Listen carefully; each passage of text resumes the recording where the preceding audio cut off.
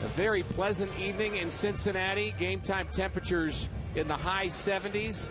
A lot of Cardinal fans on hand here for game 2 of a 3-game series. The Cardinals hoping to avenge a 3-2 loss here last night. Mike Matheny's lineup for game 2, and he has switched that lineup around quite a bit this season. It'll be Matt Carpenter, Randall Grichuk, and Jason Hayward in that third spot here in the first inning, followed by Peralta, Molina, and Moss in the middle, Piscotty, Wong, and Carlos Martinez, who will pitch and bat 9.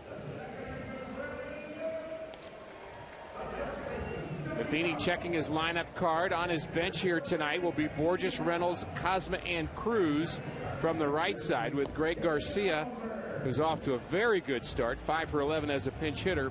He will be on Mike Matheny's bench. Brian Price is the manager for the Reds. He's in his second season with Cincinnati, and his pitcher here for game 2 is another rookie, Al, David Holmberg. Yeah, remember, they've got all 5 of their starters are all rookies. That's what he did in his first start this year, defeating the Pirates. He was scheduled to make 2 other starts earlier in the year, but both of them were rained out. He did make a start last September against St. Louis. He lost that game, but pitched well. He allowed in the first inning a home run to Grichuk and Holiday.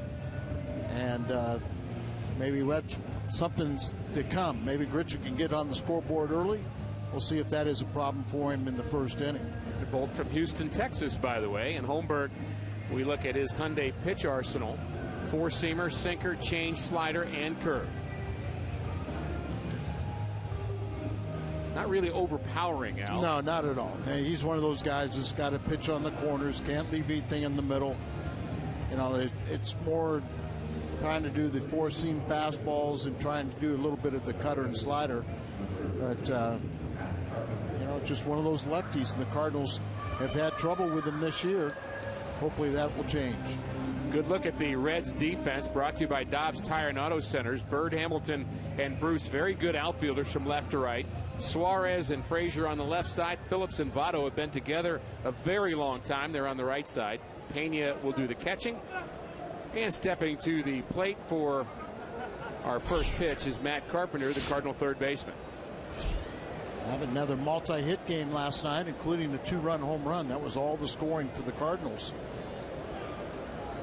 Reds again taking the bunt away from Matt Carpenter, as Frazier's very much in on the grass on the left side of the infield. Carpenter takes ball 1. There's Frazier. I'd do that every time. If I'm Carpenter, I'd love that. Cut down the defensive range. He doesn't bunt that often, so it's not really part of his game. And as they get strikes, Frazier will start moving back. 1-1, the count to Carpenter. Al mentioned 2 hits here last night, including the 2-run shot that came in the third inning. And Carpenter has really started to find his groove lately.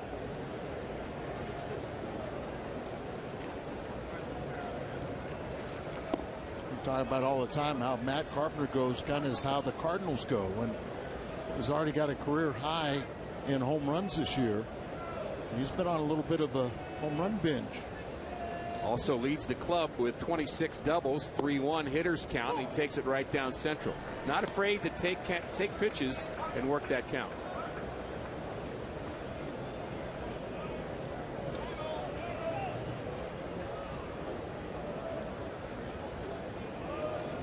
The payoff pitch.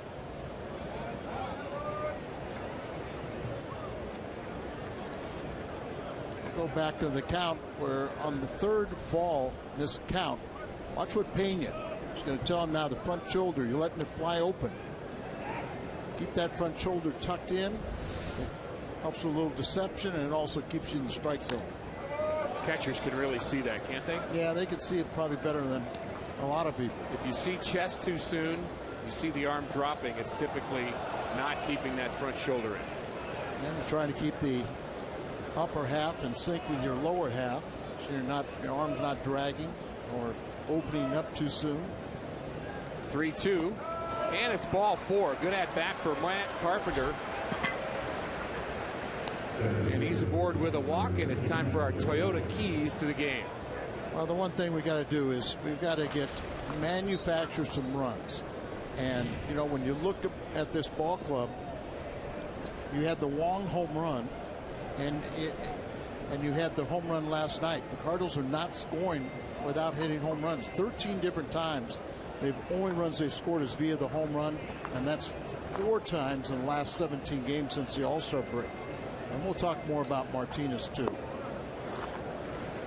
Randall Grichuk, 7-game hitting streak. Has not walked a lot. He's a free swinger. But when he swings and when he makes contact, he hits the ball as hard as any Cardinal. And it's strike 2. Trying to get in on him. And, of course, you run the risk of allowing the ball out over the plate. And, you know, missing middle half in goes a long way.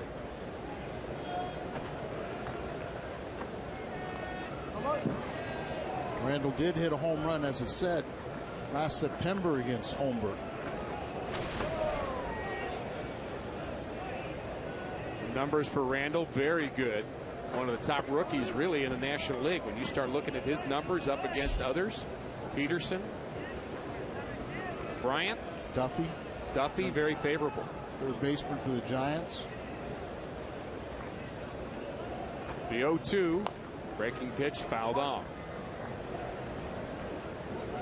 Now you're talking about manufacturing runs. The Cardinals, the offense has been kind of interesting really all season long. They are 4th in the National League in batting, and you'd say, okay, that's one metric. But when you look at scoring runs, they're 8th in the National League, and they're 7th in slugging percentage. So they're just not, or on base percentage, excuse me. So they're just not finding a way to get enough base runners and putting it together well enough. Yeah, and you also talk about, you know, there is not that much speed in the Cardinals, but we do have some guys that are capable of stealing. You got the hit and run you can implement. We talked about it last night, but Peña's not a good throwing catcher. So if you can get a pretty good jump off the pitcher, you know, that's another aspect. Get some movement out there and make things happen. Short lead for Carpenter. And Grichuk is jammed. A lazy fly ball to center field. And that's Billy Hamilton. We were speaking of slugging percentage, and you look at the highest slugging percentage in a rookie season for a Cardinal. This is since 1945, so this is covering a long period of time out. Pujols with the highest, Chris Duncan second, and look at Randall Grichuk making that list as of now at 571. And Chris had that good start to that 2006, but Grichuk, I think, you know, is going to be one of these guys that we're going to see around here for a long time. I agree. Jason Hayward hitting from the left side. He's hit lefties very well this season. The shift is on for him with the infield. Frazier way off the bag at third. Seen Jason taking more and more pitches to the opposite field, which would beat this shift. Hitting 300 against lefties this year, and he's 1 for 2 off of Holmberg. Holmberg has not showed his move to first base yet. And you mentioned he pitched well his last outing. That was against the Pirates. Cardinals rooting for him on that particular night. Went 6 innings, gave up just 2 runs against Pittsburgh. There's the move. And that's why we didn't see it. Throws it away through a sailor past Joey Votto. Votto didn't look like he was really interested in going after that ball. And what helped save it was the fact that it went into the camera well, apparently. But it really wasn't that bad of a throw. And he kind of just trots after it, but goes in the camera well, so no further advancement for Carpenter. Scoring is E3. Well, that's what I can understand. I agree. I'm okay with that.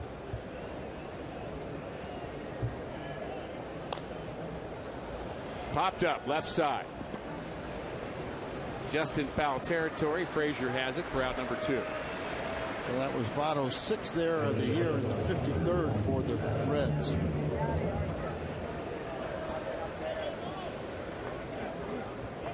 Hey, Votto is a tremendous player. I mean, he's a top-notch player, MVP caliber player, but there's some moments where you kind of shake your head at him, don't you? Yeah.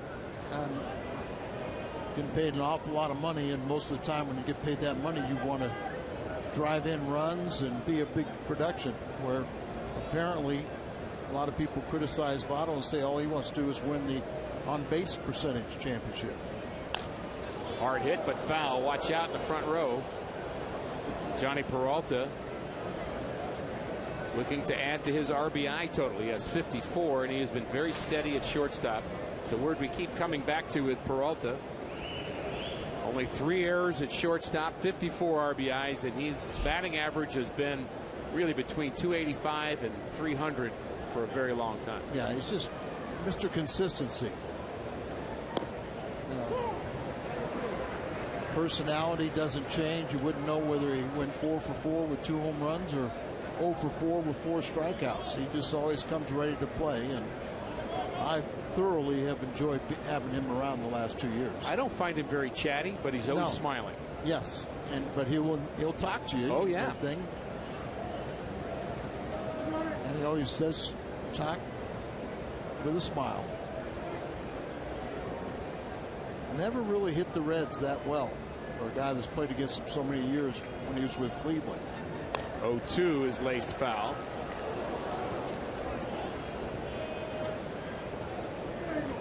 Again, Holmberg is not going to overpower hitters. He's going to try to trick you. He's listed in the media guide as 6'3", 243 pounds.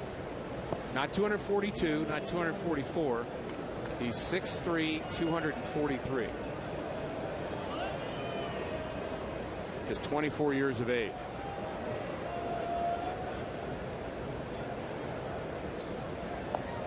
He was originally drafted in the 2nd round by the White Sox, and then was traded in the minor leagues to the Diamondbacks and then on to the Reds. Really just a 500 pitcher in the minor leagues, but he's getting an opportunity here with the Reds remaking their rotation.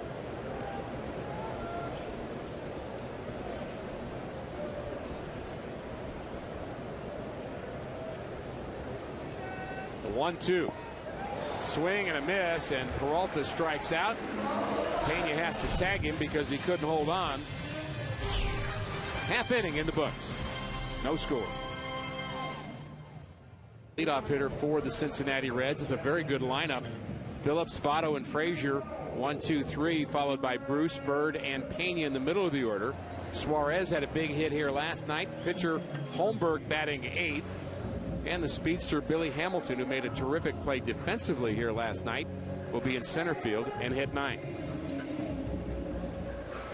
See if we go and get a bounce back game from Carlos Martinez. He's had such a super year.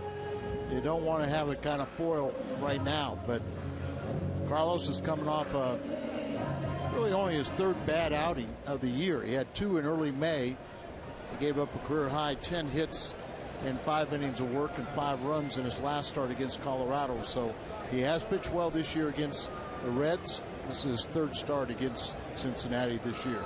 Always fun to watch Carlos.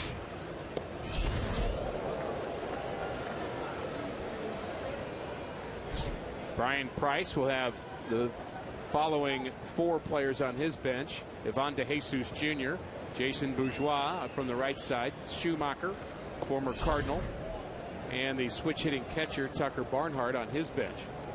And he has used Schumacher a lot. In fact, he's been terrific. 15 for 50 as a pinch hitter. And another one last night against the Cardinals. And we'll see him before it's over. And a base hit up the middle for Phillips, and that's how the Reds offense starts. Let's look at the Hyundai pitch arsenal of the Cardinals starter, 23-year-old Carlos Martinez. See how many fastballs, the 4-seamers and sinkers. Those are 2 fastballs. The slider and the changeup. Both those secondary pitches are very important to him. And I think it's very important for him to throw the sinker. We get more ground balls. They gave up a base hit up the middle, but the 4-seamer seems to be pretty straight. And we were kind of marveling at the fact that National League hitters have been crushing his fastball. High velocity has been on up every month, but so is the batting average against. The sinker, little movement, and they hit it on the ground. Very interesting that correlation was opposite of what you think it would be. The velocity's gone up, but the batting average against has gone up. Facing Votto, very dangerous, terrific number 2 hitter. He has hit .482 since the All-Star game. He's been red hot. Top 10 in the National League in batting. 19 homers, 51 RBIs. We know one of the tough things about him is he has such a good batting eye. Walks frequently, so he doesn't swing at pitches out of the strike zone. Ground ball. Martinez knocks it down. He goes to second, and he's out at second. I didn't think he had a chance there. He backhand flipped it to Johnny Peralta and somehow got the lead runner, Brandon Phillips. Well, it looked like it was going to be a mistake when he tried to go to second, and as you said, by flipping it backwards, you don't have time. Converted shortstop, so he always is very athletic and usually fields his position, but doesn't get much of the throw, and you're hoping that Johnny didn't get hurt there with Phillips going in, standing up, and kind of get your hand or your wrist tangled up there in his feet, but you get the lead man and still got a double play in order for a slumping Todd Frazier. Good thing that flip did not surprise Peralta. I think it may have surprised Brandon Phillips a bit. Yeah, because Brandon went in standing up, not expecting that play at all, and I think that's a good point and probably the reason why he was out. Frazier, you mentioned, has been struggling. 0 for 4 here last night, a couple of strikeouts. Had a nice talk with Frazier before the game. See if he's recovered from the All-Star. Popped up right side. I fully understand that question. Out number 2. Let's take a look at the defense behind Carlos Martinez here tonight. The Cardinals have been very steady defensively. Good outfielders, Piscotty, Grichuk, and Hayward from left to right. Peralta and Wong up the middle. The newcomer Brandon Moss at first. Matt Carpenter, the veteran, at third. And, of course, Yadier Molina behind the plate. So the recovery, Al, your question? Yeah, I mean, he was the face of the All-Star game, with it being here in Cincinnati.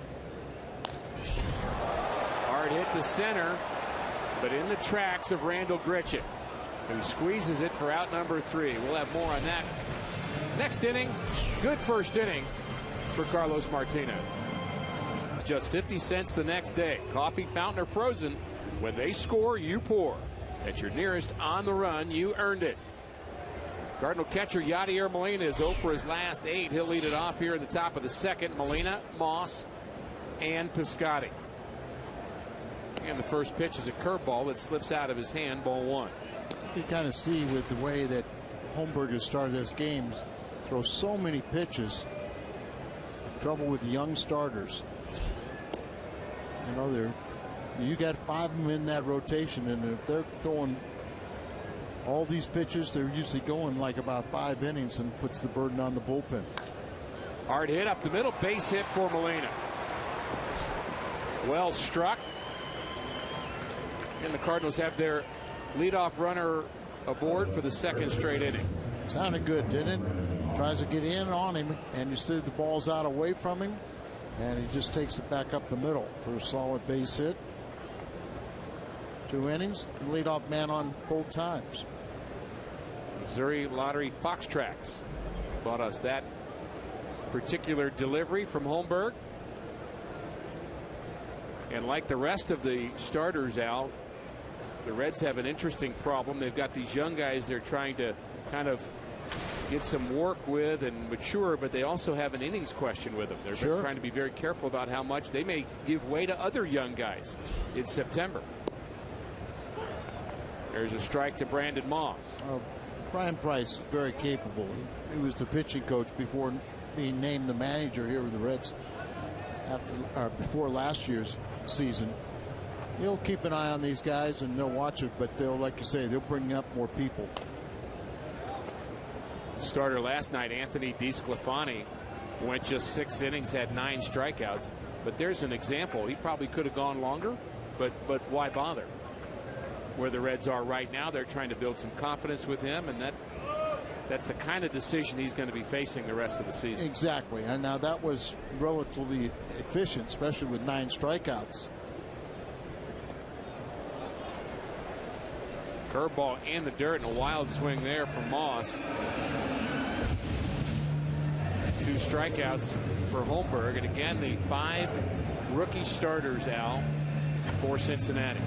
You see the old man is last night's starter.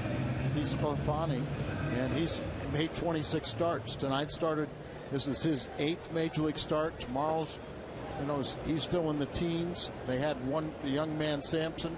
He started on Sunday, and that was his first major league start. So Homer Bailey is the only kind of veteran, but he's out for the year with injury. He's going to be the tutor. And one, you don't want to have a pitcher named Homer. And 2, he's had his problems in this ballpark, so you got to be careful what he might teach them. Is Bob Walk better than Homer Bailey? Yeah, Bob Walk's better. Okay. But you don't want a Bob Walk followed by a Homer Bailey. Homer Bailey, yeah. That's 2 runs. That's 2 runs. I'm with you. Ground ball right side by Piscotty, and they get the lead runner, Molina, at second. Nice play by Phillips, the former Gold Glover.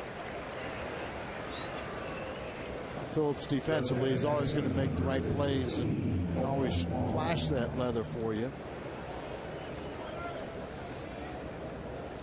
Always felt with a young pitcher, the one thing you didn't want to allow was for them to get in a groove and start to feel like it was going to be easy for them, to where their confidence would grow.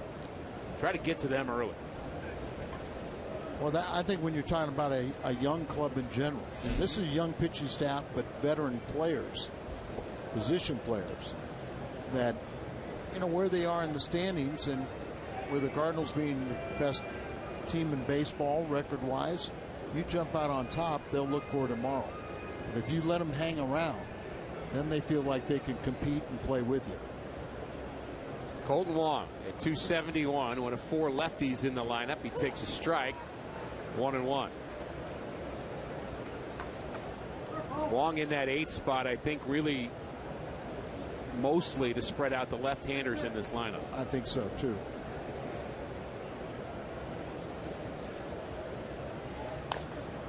Jammed a bit, little flare to left. In comes Marlon Byrd, and he has it for out number 3. Good 2 innings for the left-hander. No score from Cincinnati. On the Cardinal third baseman, Jim? Yeah, Rick, Matt Carpenter has been on a roll ever since he's been reinserted into the leadoff spot.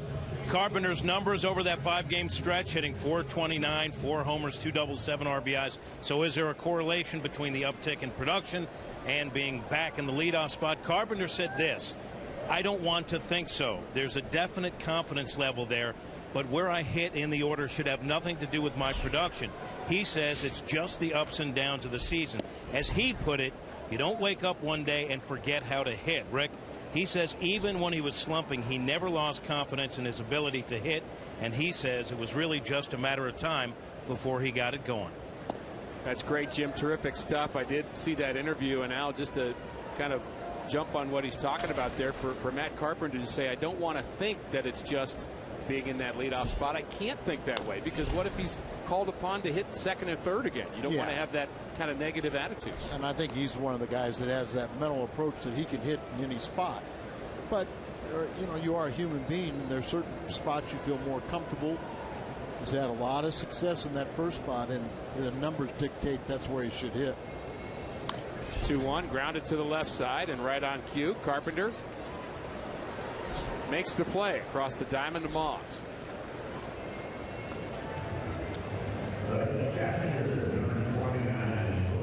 That's really the Carlos Martinez that we saw a lot early in the season. Yeah, I'm kind of watching his velocity too, because early in the season they wanted him to cut out the antics. They wanted him to be more efficient, get more ground balls, and one way to do it was to back off on your fastball. Don't throw it with maximum effort and then it's all over the place. Throw it with purpose.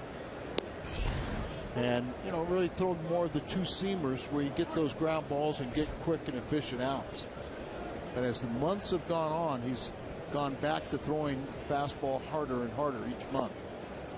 Switch hitting catcher is Brian Pena, better hitter from the left side.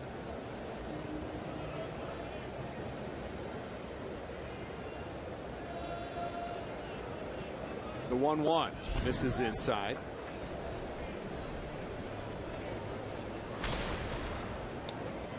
Martinez has been spinning off towards first base, and sometimes when you're a little hyper, you'll spin that way, fall to the first base side.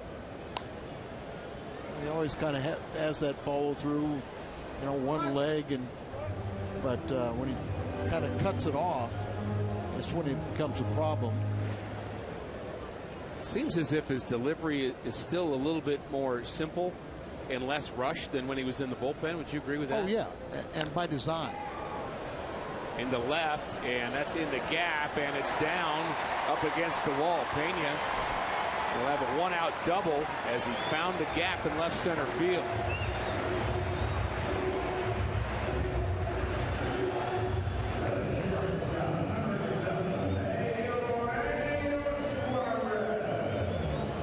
It's kind of gets on the side of a breaking ball and it stays up, and Pena does a good job to hit it out to left center. That was out, up and away from him. Big league hitters tend to remind you when you make mistakes. And there was an example what we were talking about last night. If they raise the strike zone, that pitch is, guys are geared for it, looking for it, and then they can do damage against it. You throw a fastball at the top or above the strike zone, that's a pitcher's pitch. But a fastball, when we're talking about right around the chest, right around the birds of the bat, if you throw that, that pitch a little bit below there, hitters love to crush that one. Eugenio Suarez takes a breaking ball underneath that one too. A bit of a hanger. He may have gotten away with one there. Suarez had a big hit here last night. Drove in the third run, which ended up being the eventual winner. 3-run first for Cincinnati. The difference. All 3 of those runs came with 2 outs in a rough inning for John Lackey. But boy, did he settle down. Just showed you the veteran presence. Is you can have a bad first inning, but you can end up having a pretty good game. As once he got it rolling, he retired the last 14 consecutive. 1-2 to the Reds shortstop, and he flares this one into shallow center field. Grichuk has it for out number 2. Tonight after the game, Fox Sports Midwest brings you a new episode of Cardinals Legends, walk-offs and comebacks. Cardinals Legends brought to you by your Mid-America Chevy dealers tonight at 10:30 on Fox Sports Midwest. All right, would this be one of those cases where you wish your pitcher wasn't hitting 8? More than likely.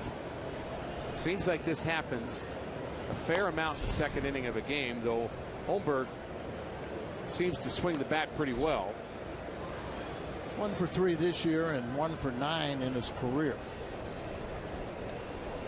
But you have to respect everybody up there with the bat. Don't take anybody for granted. Just execute your pitches and Martinez should be okay. Wow. Not what Carlos Martinez wanted.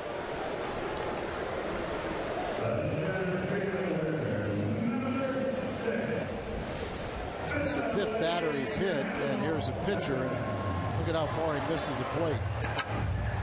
And he hits him in his left arm, too. You've got a right-handed hitting, left-handed pitcher, which a lot of people don't like, Al, in the coaching community because that left arm is exposed. I was one that, left-handed and batted right-handed, and they tried to change me early, in the minor leagues. That was before DHs, Rick. But, and I just said, hey, I can get out of the way of a ball right-handed. I'd feel foreign trying to do it left-handed. I'll stay this way. There's strike 1 to Billy Hamilton. Are you telling me there is somebody that dared try to change Al Hrabosky? Well, back then, you had a manager. You had no coaches. You had no pitching coach, no base coaches. So it was a manager that made that suggestion. Okay. Courageously. No. I would add. The 0-1 in the dirt. Ricky was a nice mama's boy until I met Torrey and Brock and Gibson and Carver and Carlton. Those guys corrupted me. I've been thanking them ever since. I've heard you blame them and thank them both. I didn't blame any of them. I said I thanked them. Chance for the Reds here in the home half of the second inning. Pena and Holmberg aboard. The 1-1. Late swing. The Reds a little sensitive about the hit by pitch after what they went through with the Pittsburgh Pirates a couple of days ago. Well, and it's kind of a situation where the Pirates pride themselves in pitching inside. And the Reds do too. You can see Holmberg has made quite a few pitches. He's a guy that doesn't have the velocity of a Martinez, so they have to execute in and out. But when you do that, sometimes they'll get away from it. Martinez ahead in the count, and the breaking pitch just misses the outside corner. That had a better break to it. It did. Much better break. But because of the hits batter, aren't you thankful now you have your pitcher batting eighth? I am now. If you're the Reds. If I am the Reds, exactly. Could have gotten that call, by the way. May have just nicked the corner. The 2-2 hit on the ground to the right side. Everybody better hurry. That's Martinez covering. Good thing he's fast as he beats Hamilton to the bag. Reds strand 2. We're scoreless through 2. No score, top of the third. The Reds with 2 hits, the Cardinals with just 1. That belongs to Yadier Molina. And David Holmberg out for his third inning of work, making his second start in the big leagues after 19 AAA starts this season. And he'll face Martinez and then the top of the order in Carpenter and Grichuk. Cardinals have won 6 of 10 games against the Reds this year, and it's a team really, Al, that they've dominated over the past few seasons, but the Reds have won 3 straight. Yeah, I mean, the first time, our last series in St. Louis was the first time the Reds have won in St. Louis since 2011, but there's no question the Cardinals have dominated here in Cincinnati or in St. Louis.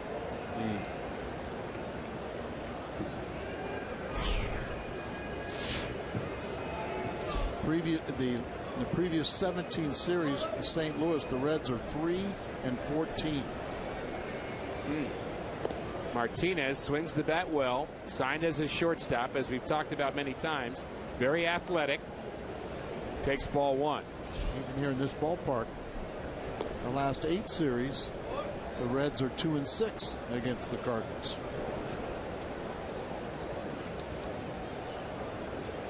I'm in favor of a pitcher taking when it's 2-0 almost always.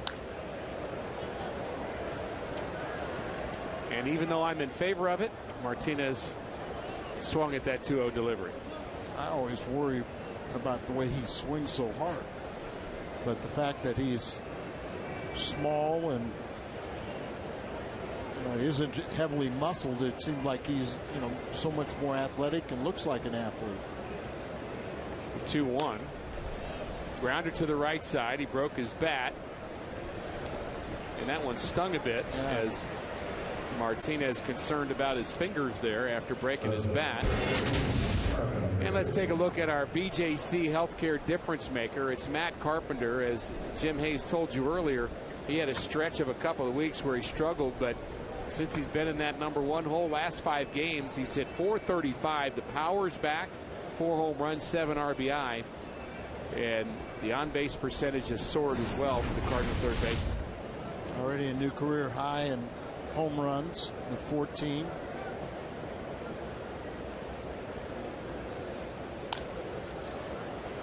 Carpenter jammed. And that's 2 quick outs for the Cardinals here in the third inning.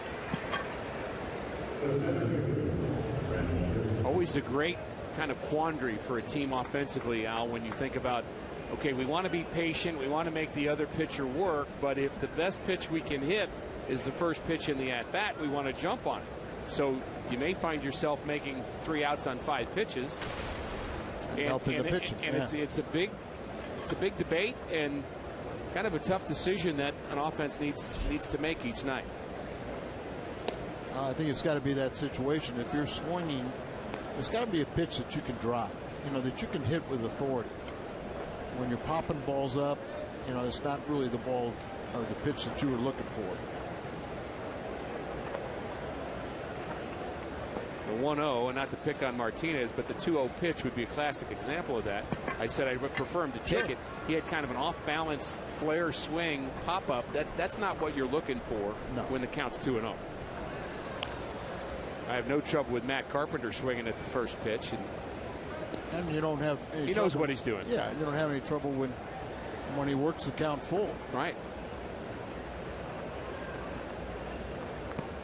2-1 on Grichuk. Into right. Towards the line is Jay Bruce, backing up a bit to make the play and provide a souvenir. Quick inning for Holmberg. Team that's used to playing at home since the All-Star break. Only 3 games on the road. 2 games in Chicago against the White Sox. Last night's game. So plenty of home games. Well, we're all going to end up 81 home and 81 on the road. At the end of the day, that's how it works. One thing Martinez has really done is he's controlled these first 5 in the order. Right side, Moss should have room. And does. Now the first 5 in the order after Phillips got a base hit earlier. First time up, they are 6 for 48 against Martinez. It's a good way to win. It's a pretty good first 5 too when you think about Votto, Frazier, Bruce, Bird, Phillips. Those are very accomplished hitters. In his 2 previous starts against the Reds, came into this action today with a 2.25 ERA, a .92 WHIP. The only problem he's had is he's allowed 3 home runs, 3 solo shots, 1 to Hamilton, 1 to Bruce, and 1 to Cozart, who's injured and out for the rest of the year. Cozart was starting to be a thorn in our side, wasn't he? Yes.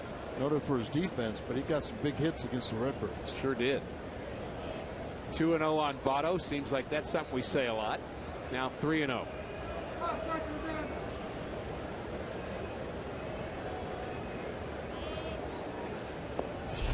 And a 4-pitch walk, and Votto's aboard.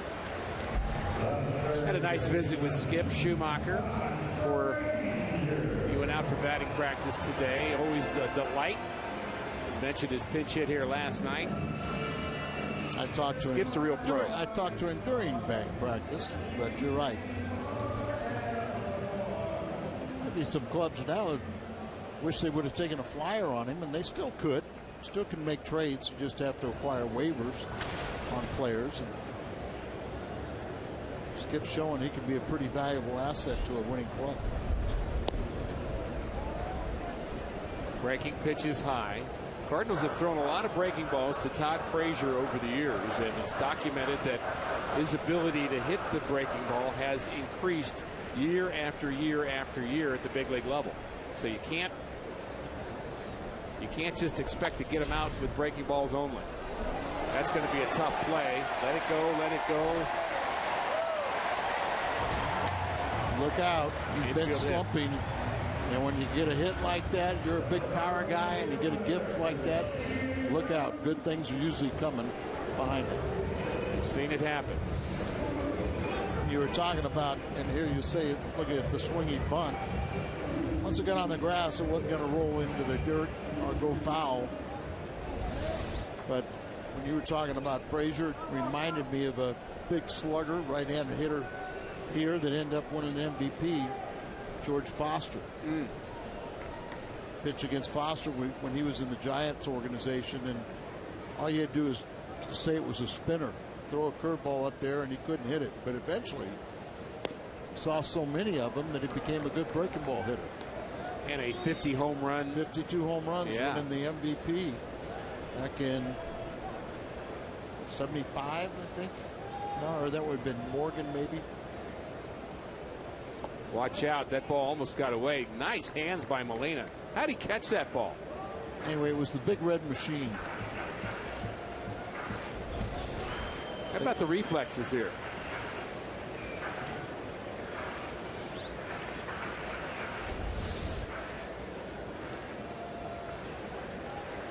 It was 1977 when Foster hit 52. Of course, that was a legitimate when it was 50 then. The 2-0 hit hard to center.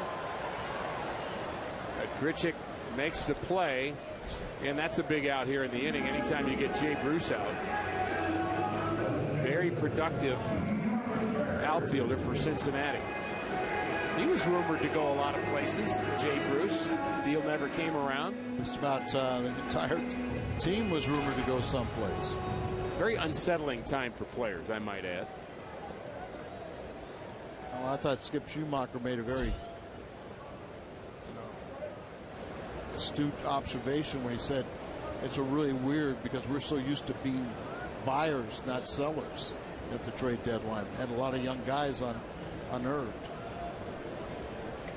Marlon Byrd takes a breaking pitch for strike one, and you think about a guy fish out of water, not just Skip Schumacher, but Walt Jocketty, a guy that typically is looking for veteran help and older players, and that's kind of what he's been noted for. Now he's got to kind of go the other way. Short hops and knocked down by Peralta, and now they may have a play at third, and not in time. Quick reactions by Colton Wong, as Peralta did a nice job of at least keeping that ball in the infield, and Votto nearly ran into an out. Hard hit ball, that short hop. He backhands it, and it looks like it might have reached beyond it a little bit and maybe hit around the thumb area. But it takes that hop to base hit, and Votto advancing on the play goes around the bag, and then you see Riggleman holds him up.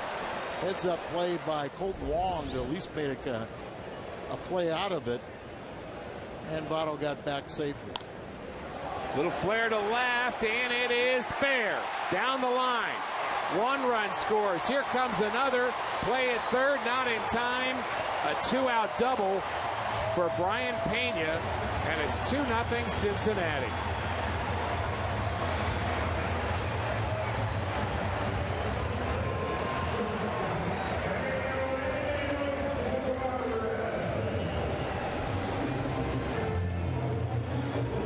Starting to run away from him, so he hits it, and coming off the bat of a left-hander is going to slice away from our left fielder Biscotti and goes into foul territory. But a fair ball, plates two, and you got to stop the bleeding right now the way the Cardinal offense is swinging the bats. And now this is a perfect example of the point that you were making here last night as well as early in the game tonight. When a ball is up in the zone, a hitter's going to have an advantage. It's hard to flare a ball like that when a ball's down. Yeah. The pitcher has to kind of get used to throwing up. You're going to have more hits like that. Well, we're talking about the high percentage of ground balls. Well, ground balls are coming on the pitches down. But if you get the ball elevated, it goes in the air. Balls in the air have a tendency to leave the ballpark. Or, as we just saw, just even a flare over the infield can be very productive. Big swing by Suarez. First base open with the pitcher Holmberg on deck. Cardinals electing to pitch to Suarez. Molina sets up way outside, and that's where Martinez delivers that fastball. 1-1. Earlier in the year, you would obviously say go right after him.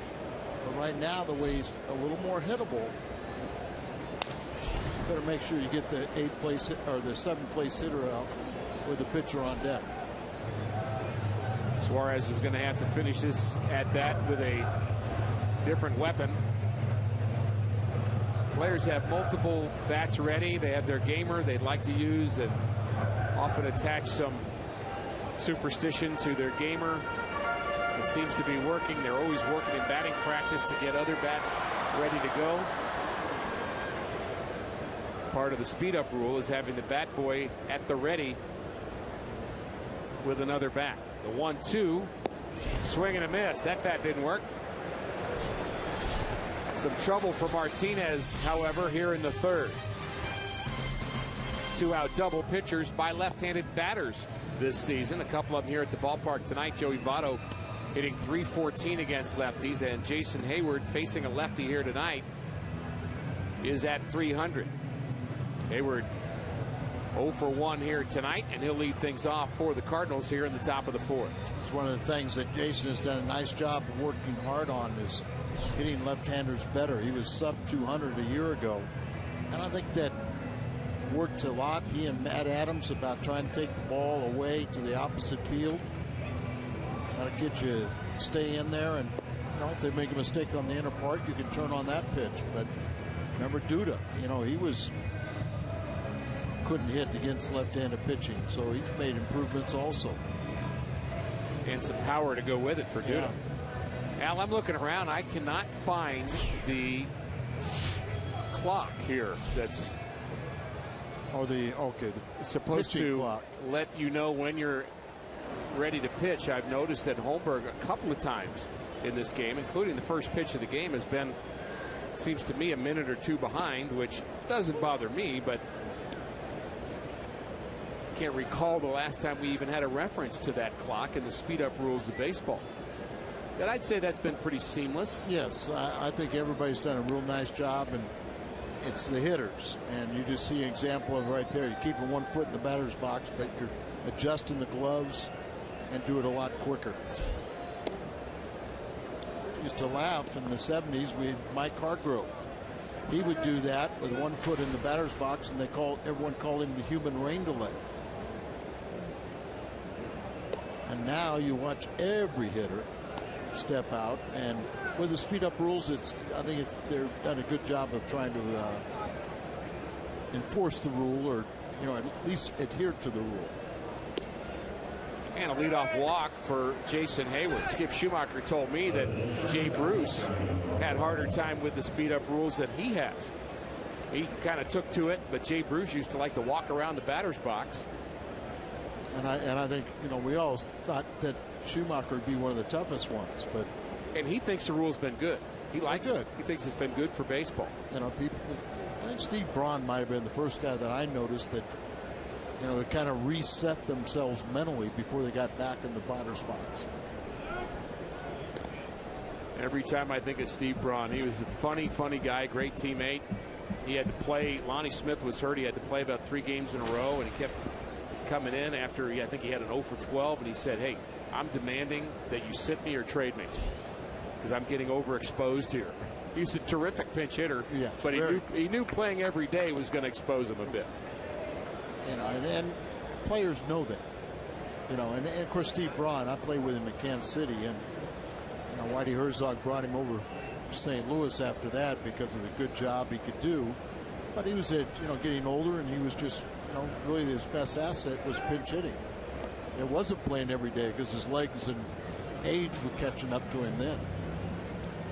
Think about Whitey Herzog and his legacy for the game of baseball, the number of people that he either managed or coached with him that are still in the game coaching.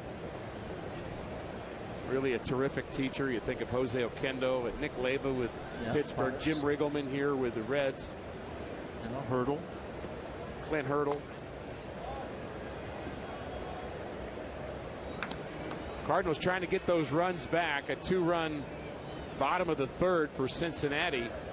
Brian Pena, 2-out double into the left field corner, the difference in the game. Peralta certainly the ability to tie it with 1 swing of the bat. Nice lead by Hayward. Not going. And the pitch is low. Cardinal hitters look like they have a little better idea. Kind of feel like they know what the pitcher's trying to do to them and what they want to do to combat it.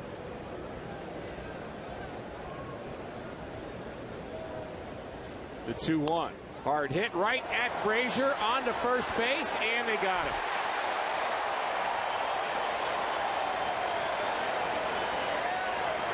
Well struck by Peralta. Well played by Frazier. Tough running play, but you know the first thing you get to first base, they tell you don't get double up on a line drive. They also tell you is, you know, get a good lead and then get a good secondary lead. To rocket off the bat of Peralta, Frazier's got it in his peripheral vision. You can see that he's way off the bag and fires over there just ahead of the diving back Hayward. Molina waiting to get into the box to be sure the Cardinals didn't want to look at that play, which they did not. Curveball misses low. Yachty had a base hit to lead off the second. Cardinals with just one hit against David Holmberg. Hard hit ground ball. Suarez has this one and throws out Yachty. So a promising inning turns that quickly. On to the bottom of the fourth. Have a injured player with them on this road trip. Tell us more about that. Yeah, you guys were talking about Matt Belisle last night on the DL with an elbow issue. No timetable for when he'll even throw again. And here he is on the road trip. The Cards love his positive attitude. They want him around. His DL stint has been chock full of starts and stops, ups and downs. It hasn't been easy. He told me he's using this experience. As he explained, there's a skill to not anguishing over things you can't control. And he says he wasn't very good at that. He says mastering that will make him a better player. He calls being on this road trip a gift. As he told me, when it comes to this team and his teammates, quote, I don't want to miss a thing. Ricky, that is a positive outlook. Well, Jim, that's pretty impressive. And we heard Mike Matheny talking about him prior to the game. And it may be a gift to Matt Belisle, but Mike was talking about how much a gift he has been with his veteran status to some of the younger players, not just the pitchers on this team.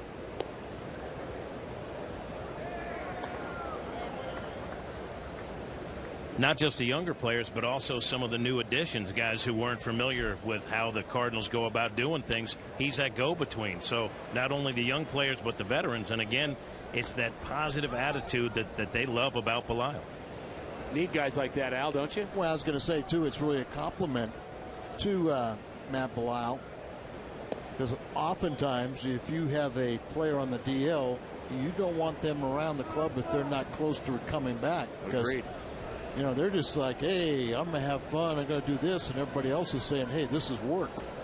So, but obviously that's not Belisle, and that's not what Martinez wanted to do. Oh, no. Frustrating right there. A leadoff walk to the pitcher, Holmberg. Yeah, he's been on base twice now. And now you've got to face Billy Hamilton. Just get him hit into a double play. Yeah, good luck with that. He has hit into 3, which is kind of surprising. I wonder if they had line drives, hard hit balls, something. Or maybe bunt plays where, you know, they throw to first and then get the guy on a rundown. Like we almost saw last night. Waves at that delivery. As you and I were debating whether good, bad, and different, how they went after it, or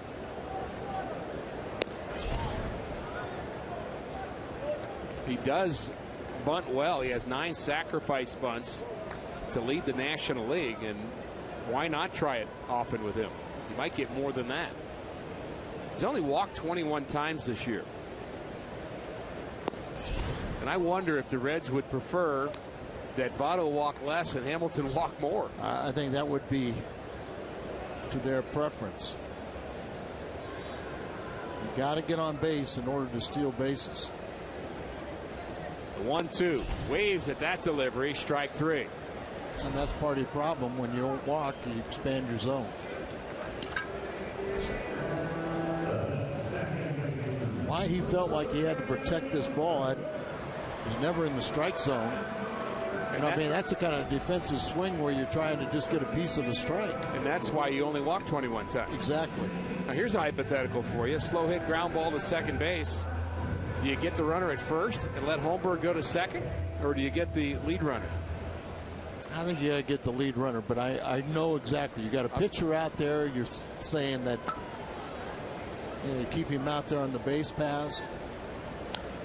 Well, Hamilton's a good enough talent that it'll make you think about that a little bit, because he could steal second and third. And that's the thing about him walking. If he walks, it's almost like an extra base hit. Right. So, like you said, if you bunt and they go to second base to get the pitcher, the Reds are happy. They got their pitcher on the dugout, and they got their base stealer. Down the line towards the corner. Hayward giving chase. And he can't come up with that foul ball. Long way to go. On our sight line, so we just saw him start his slide and don't know what happened. Saw him come up with it and flip it to a fan, but which was my first clue that he didn't catch it. Yeah, and it looked like he had made a very good effort. We'll see it here. No, went off the side wall. 0-2 to Phillips. Breaking pitch is low. And you always look at those side walls and they say, well, they're padded, but it's usually about 6-8 inches at the bottom is not padded, and that's just concrete that you jam your ankle into. So you got to be careful, and it's one of the reasons why they'll slide there to try and stop the momentum.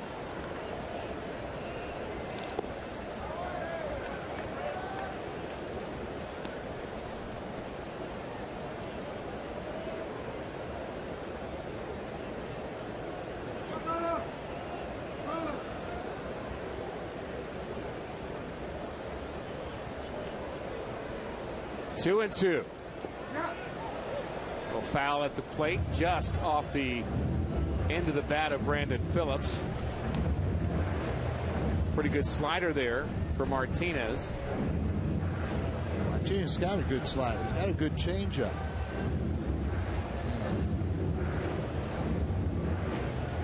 Just does get a little piece of it, doesn't he?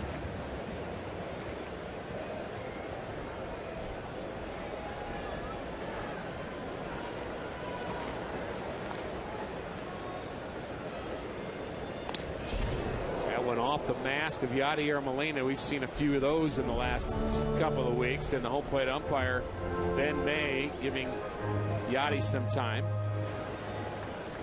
I was talking to Devin Mazzaracco, the Reds catcher that's on the disabled list with not only a little concussion problem, but more importantly the hip surgery. I was talking with Brandon Moss, Peter Borges, and now Mazzaracco.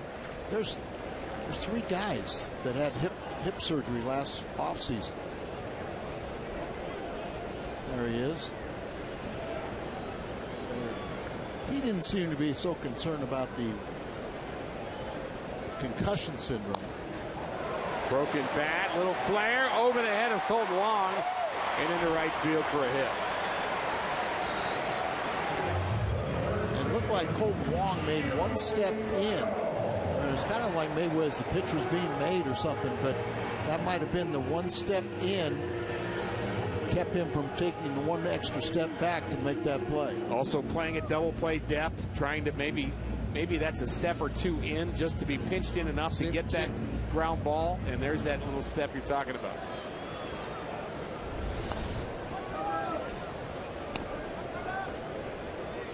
Now you've got to contend with Joey Votto.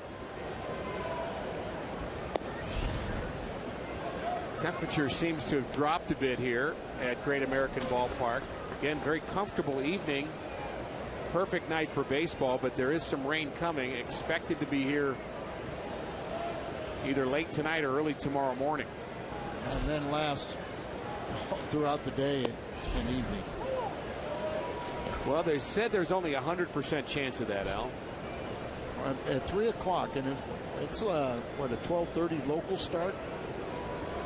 But I saw between 4 and 5, it was 80%. 1-1 to Votto. 2 runners aboard. And this is outside. Votto walked on 4 pitches in the 3rd inning and later scored one of the 2 Reds runs. Walks normally get you in trouble. That's Holmberg The runner at second, he walked.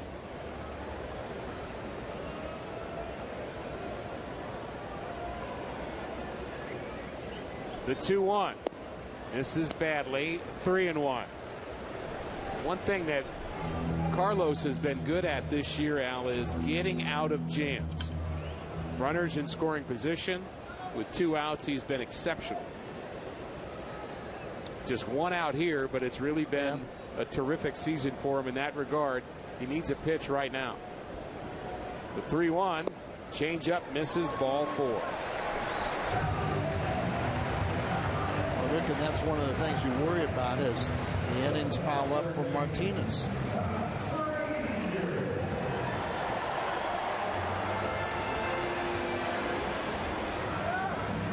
Very good middle of the order for the Cincinnati Reds when you combine 2, 3, and 4 hitters in all of Major League Baseball. They've got the highest OPS, highest slugging percentage, working from bottom to top, and 4th in home runs. We've said in the previous starts that Martinez has really handled 1 through 5 in this order, but he's got a big task here. Ground ball. Peralta has got to get the play at first, and he barely gets Frazier. As Holmberg scores, no chance for Johnny to throw him out at the plate. So a ground out and an RBI for Todd Frazier. 68th RBI for Frazier. You scream at him and say, hit it like a man so we could get a double play. But he might if you scream too loud. Hit a double play? No, he might hit it hard. Like a man. He might have hit it like a man. Exactly. And we don't want that. First base open. Jay Bruce at the plate. Grounder to the right side, and that's just foul by a few feet for strike 1.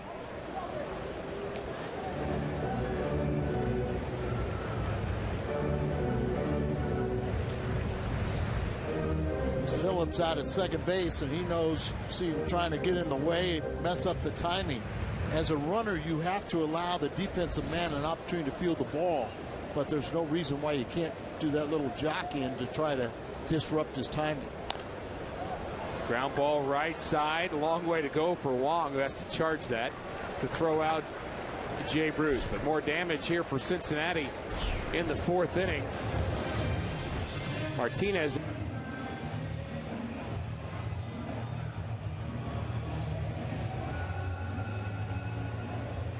Thanks, guys. The Cardinals trailing 3-0. We'll have Moss, Piscotty, and Wong, and the clock, I found it in center field, is now past 0 again. I need to report this to my congressman. But you saw the home plate umpire was holding up for Brandon Moss, not the pitcher. We've seen that at least 3 innings in this game, and maybe everybody's relaxing a little bit on that rule.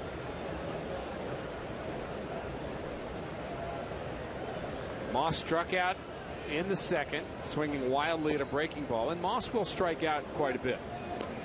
He has kind of that uppercut swing, and he's got a lot of power. Had the hip surgery I referred to, and I asked him, if you feel like you're getting your strength back. He said pretty much. It's just you kind of get away from some of the bad habits when you felt like you couldn't swing a certain way.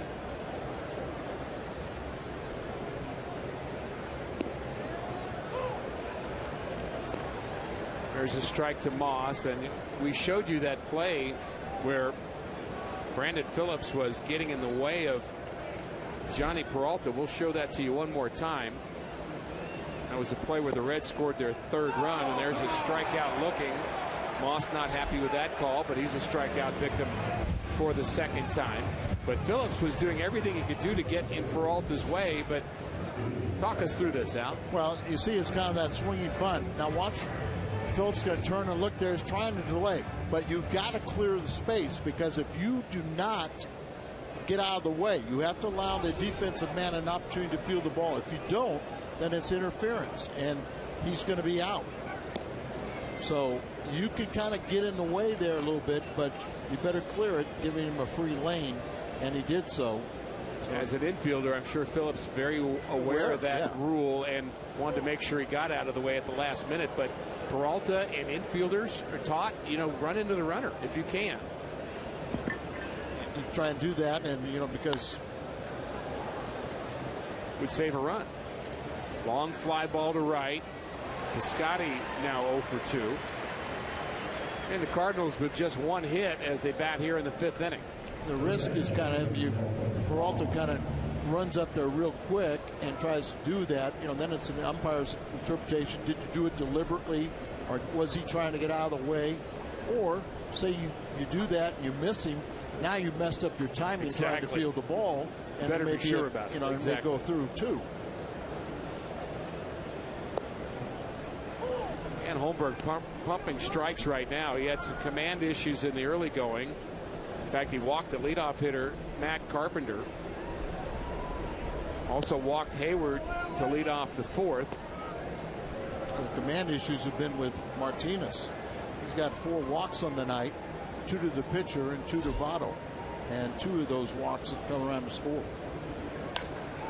Hard hit. Nice play by Brandon Phillips. 1-2-3 inning for Holmberg here in the 5th inning, thanks to the Gold Glove second baseman Brandon Phillips. Reds fans like it. Colton Wong and the Cardinal fans do not.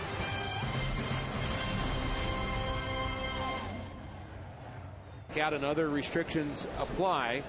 Visit MLB.tv for details. Breaking pitch, ball 1. And we're underway in the bottom of the 5th. This is Marlon Byrd, who's 1 for 2.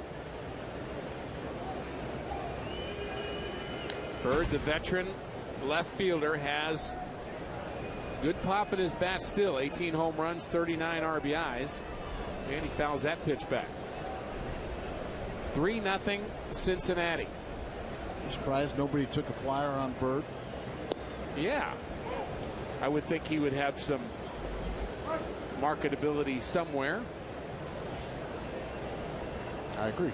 For a pennant team, you have to think through what team might need him, even if you're talking about a 4th outfielder, perhaps. Somebody looking for an upgrade.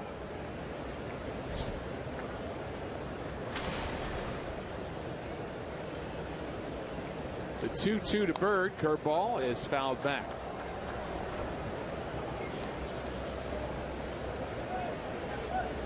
Reds scored 2 runs in the 3rd inning. Brian Pena the damage, 2-out double. Todd Frazier, infield ground out, scored the 3rd run. There's a swing and a miss on a high slider from Martinez.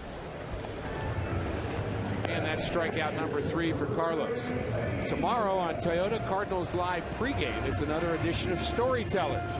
John Mabry talks about his trip to AAA in 2004.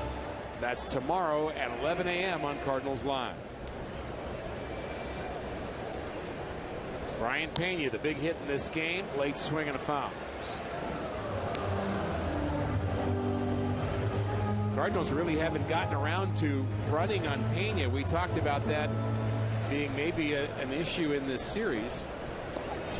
But when you trail early, you just don't have a chance to run. But our AT&T U-verse rewind, this is the key hit. He didn't square it up, but he found the right spot down that left field line, just fair, and into the corner.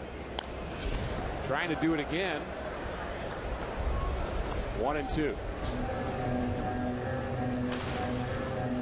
And you just don't like it when a guy does that to you. You see that ball was almost by him when he made the swing, but somehow got it in fair territory and productive. Rolls over on that delivery, and Carlos, when he do it again. took off the mound, he seems to be okay, but it seemed like he kind of grabbed at the back of his leg. Very athletic the way he can bounce around out there.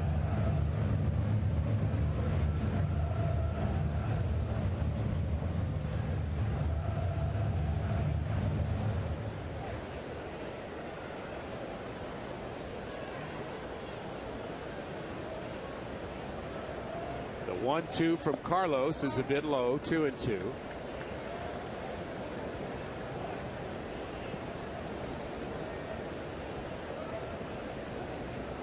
Hasn't had great command of his changeup here tonight. The slider's been kind of in and out. Would you agree with that? Yes, yeah. And you know, it's a pitch. His breaking ball is a pitch that a lot of times it looks like a curveball or a slider, but it's you know, he can be very effective for him. And here Molina come out and just kind of slow him down a little bit. Full count here. I mentioned earlier that he had walked 4. He's walked only 3. He hit the pitcher and walked, and then 2 walks to bottom.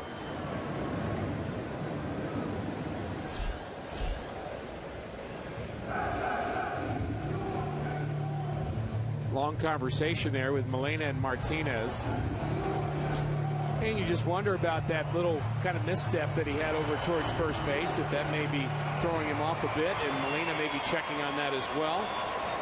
And the 3-2 pitch is grounded to the right side, backhanded by Wong, and he throws out Pena for out number 2.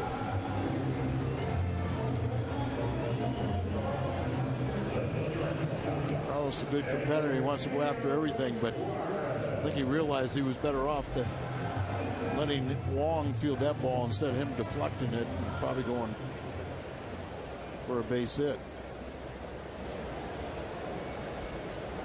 I guess I would describe Carlos as energetic, youthful, and entertaining.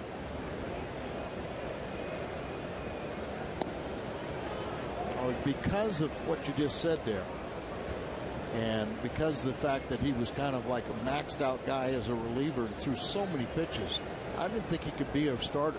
He's proven me wrong. Done a great job. Well hit. Deep center field. Grichuk is back, and it's off the top of the wall. Grichuk gets it in a hurry. That ball looked like it hit off the very top of the wall. And the Cardinals may get a break there as Grichuk gets it in quickly. A 2-out double for Suarez. I think we saw it both the same way, right off the yellow part of the line, and then bounce back into playing surface. Get a good look here. Who knows, he's just below it, but Grichuk gets it back, gets a carom, and gets it back in quickly and holds him to a double. 4 or 5 more inches, and it's 4-0.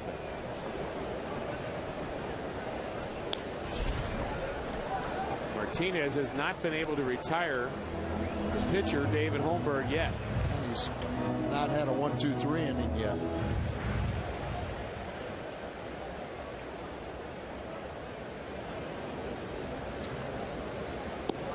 Good slider there. Just how close? This bud's for you.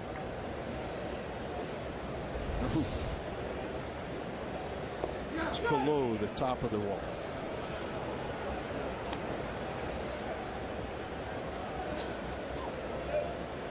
Cardinal outfielders can play in with the pitcher Holmberg at the plate. Give them a better chance of throwing out Suarez at the plate if he gets a hit. Let's hope. Let's hope they can play in. Let's hope they're just spectators of a forced strikeout by Martinez tonight. 2/3 of the way there.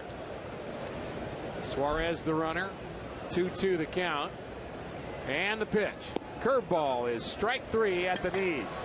Martinez strands a Red with strikeout number 4. 3-0 Cincinnati. Cardinals 5.5 games ahead of the Pittsburgh Pirates. The Cubs within 8.5 games. In fact, Pittsburgh and Chicago, if the season were to end today, and it doesn't, they would be the wild card teams.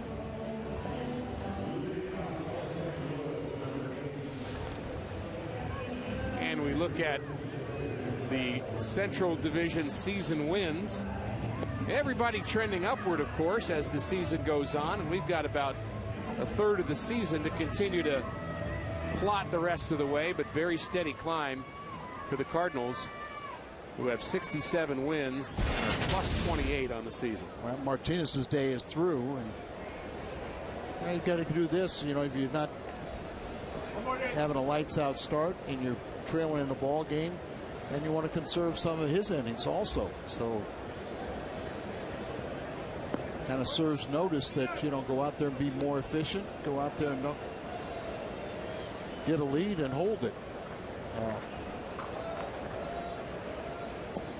I don't think it was the outing that Martinez or the Cardinals were expecting tonight.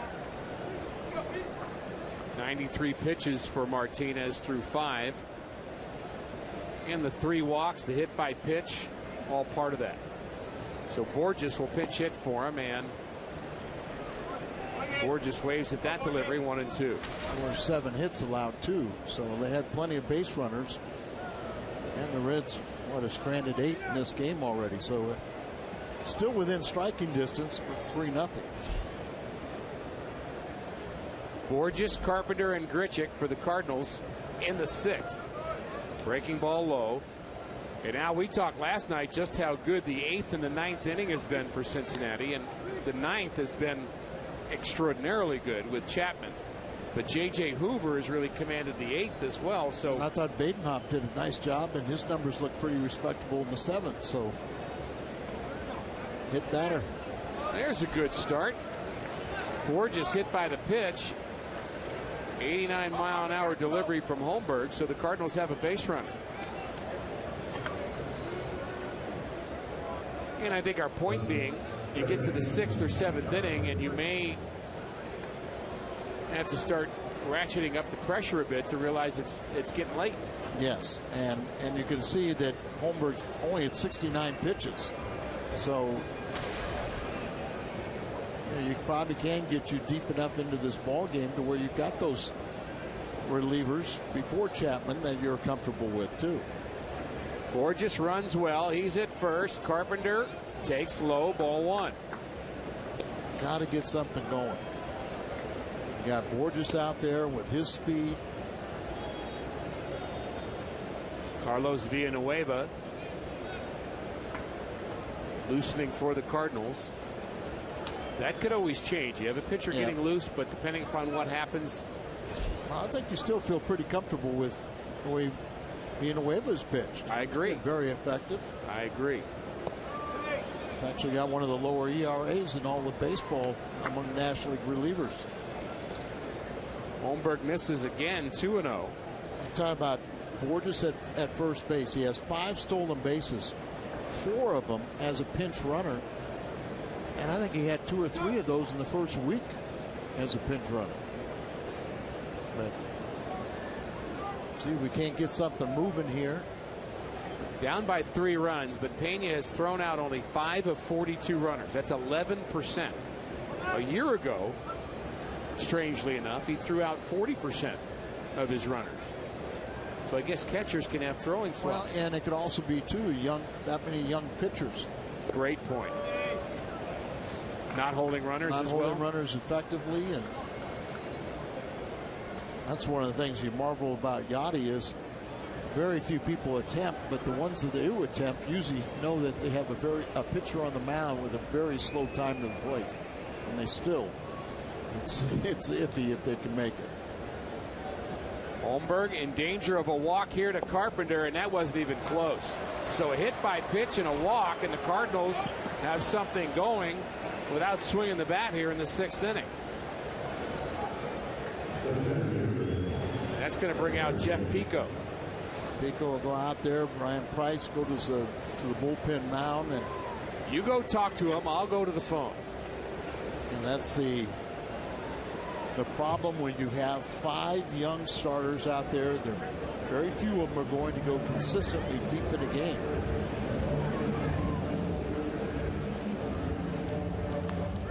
Holmberg, a young left-handed pitcher, and getting left behind. The Cardinals against right-handed pitching this season hitting .264, against lefties just .238. Slugging percentage much lower as well. In fact, the Cardinals are 25th in Major League Baseball with that .238 average against left-handed pitching. And really that .238 average has come up in the last month or so. It used to be down around .226, .228, but then the few hits you do get usually aren't they're singles. So you got to take advantage of these hit by pitch and a walk right now before you get into that bullpen. Will Grichuk be swinging here? Not at that pitch. Inside for a ball. 2 runners aboard. Are you in favor of Grichuk being aggressive here because he's got a chance to tie it with 1 swing of the bat? Or do you take a strike? I'd take a strike. Haven't done anything yet.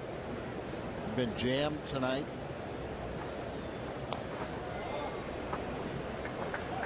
We still got our 1-1 count. Let's pretend he took it. Matthews and Parr warming up. Parr just came off the DL yesterday, buying a left-hander in that bullpen, but they got one a little better. Yes, they do. He's later. 1-1 the count to Randall Grichuk. That's in the dirt. Blocked nicely by Pena, and Borges can't advance. Holmberg all of a sudden is missing badly. He's not just missing inch or 2 off the plate. He's in the dirt, way wide, struggling right here. I think there's a few times the Cardinals helped them out, you know, on pitches in on their hands, where they kind of jam themselves or expand their zone. He's got to come to you, Randall. Ahead in the count, 2-1 is Grichuk. This ball hit deep, left center field. This ball is off the top of the wall. 1 run will score. Here comes another. No, he's held at third in Carpenter. That ball was crushed by Grichuk, and it appears to have hit off the top of the wall, just as Suarez did in the 5th. I saw it bounce straight up, and I was hoping it was going to go forward. Mike's not sure. He's going to wait and get video confirmation from Chad Blair. See if the Cardinals want to challenge this.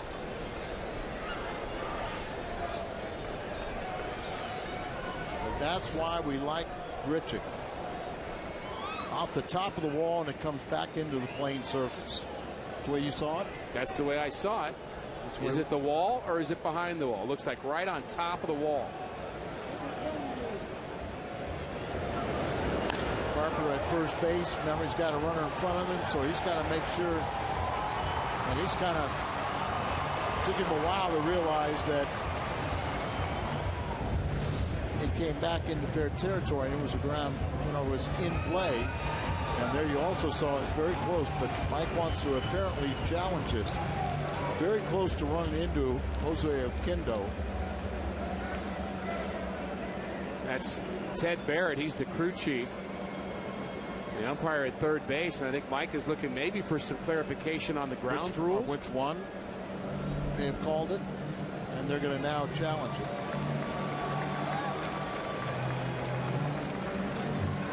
So Ted Barrett is the crew chief. Behind home plate tonight, Ben May, Scott Berry, James Hoy, the rest of the crew. And we'll take one more look at it. I think what Mike is thinking is that screen fence right butted up against the padding, because it does look like it almost bounces and then it hits right at the base of that. So it might have hit the green chain link fence behind the padding, but in my interpretation would be that's still in play. There's the fence you're talking about. I think it hit on top of the yellow and then hit right at the base of that green fence. It didn't go over it. So it comes back on the field, it still would be in play. This is actually not a challenge. It's a crew chief review. Any boundary calls come under kind of their jurisdiction to look at that, and Mike Matheny asking them to look at it. Is it a home run or is it a double? There's the pad and the chain link fence behind it. It's not yellow, and I think Mike again wanting to make sure. But would have to go over it. I think, you know, I mean, I think it's a little flaw in their design there, that they should almost maybe even put a cap over the top of the green fence so you don't have any disputes. Because I think it hit on that green, or excuse me, hit on the yellow right at the base of it, then hit the chain link fence and came back in. It didn't go over.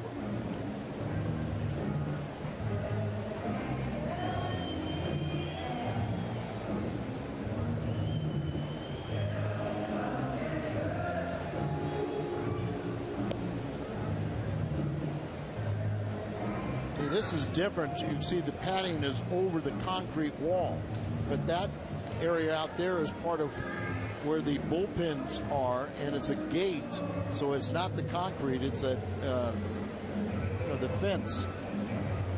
It's also lower than the yellow line, so that's... Yeah, it's, like I said, it should be pulled up top or even a cap over it, so you don't have this kind of indecision. Either way, a nice at bat for Randal Grichuk, and the Cardinals have gotten right back in this game. They prefer it to be a tie score here in the 6th inning. At the very least, it's runners at second and third with nobody out. This is taking some time for New York to make a determination on this boundary ruling that the crew chief has asked for. That's Ted Barrett listening in. And you'd have to think that everybody in New York is privy to all of the local ground rules. And there are little things about every ballpark, Al, that are unique to that ballpark that are discussed at home plate. Why do they come to home plate? At the beginning of every game, they talk about the grounds rule. Make sure they're understood. And you got to sit there and think every day, well, it's monotonous. But as you say, these crews are well aware of it. I'm sure they must have a manual in every command center describing the rules, particular rules in every ballpark. And I think this is kind of one of those they probably left out. So they're forced to come up with a decision. Looks like we may get one any second here. I want the home run, but I think it's going to be the double. Ted Barrett poised to make a decision. In play. And it's in play, as you suggested, Al. So a double for Grichuk, an RBI. Carpenter not able to score. That's Grichuk's 20th double and his 39th RBI. Look at it one more time. There's the top of the wall. Does it hit the fence? Is the fence in play? That we don't know. I think it has to be. 4-minute and 1 second delay. And now we're going to delay some more because Brian Price is going to his bullpen. So the call on the field stands. It's a double and an RBI for Grichuk. And a reliever coming in. Cardinals threatening for more. Starter and has had some time on the disabled list this season. He's our Chevy, called to the bullpen. Well, actually, he's had 2 stints on the disabled list, one with a strained neck and then with a bad elbow. Came off the disabled list yesterday. Saw the 4 ERA, and that's a bit misleading too, because his last appearance was 7-11 when he allowed 5 earned runs without retiring a batter. And these other 23 appearances, he had a 1.50 ERA. So we'll see what he can do here. His first appearance is coming off the disabled list, and he gets Jason Hayward. So Holmberg got himself in trouble here to start the 6th. He hit Borges, the pinch hitter. He walked Carpenter. Then Grichuk doubled off the left center field wall. And now it's Jason Hayward with 2 runners aboard against the lefty. That's a lefty that he's seen before and had success. He's 3 for 8 with a double. He's got a couple RBIs when facing Manny Parra. 1-0 pitch, late swing off the Cardinals dugout, 1-1. Parra can be sneaky quick, has a good slider. Hayward has popped out and walked here tonight. 35 RBIs. He's in that 3 spot in the lineup for Mike Matheny.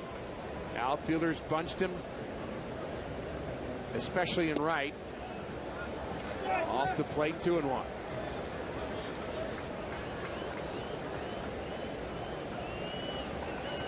Parra's 3rd year with the Reds. He signed 2-year contract that ends this year.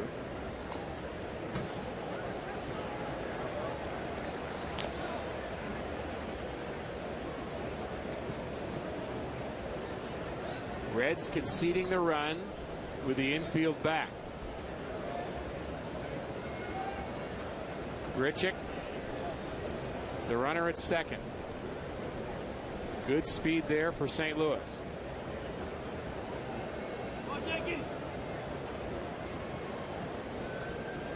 So Carpenter and Grichuk, the runners. 2-2 on Hayward. Parra wants another sign. He erased that sign. He visibly erased it. Just took out the eraser. Said, nope.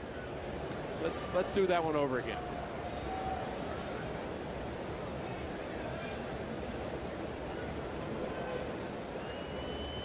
And the pitch.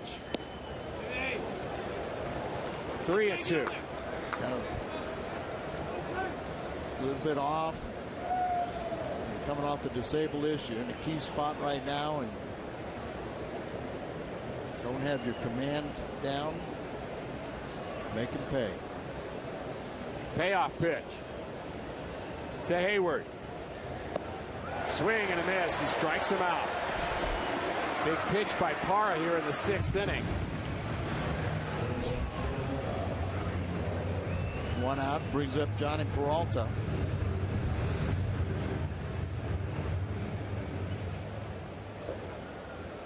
He's at ball 4 and not a very good swing. Infield still back. Peralta at the plate. He lined into a double play and he struck out. The lefty Parra delivers high. Again, the Cardinals just need something on the ground to pick up an extra run, but they would like more. I'm still debating in my own mind whether Carpenter had any chance of scoring from first base on that double off the center field wall by Grichuk. It was hit very hard. Certainly not catchable. The one thing there, Ricky, you got to leave is if it's, it's a double, or it's in play. You can't think it's a home run. And he also has to be cognizant of the runner ahead of him. And that's Borges with great speed. So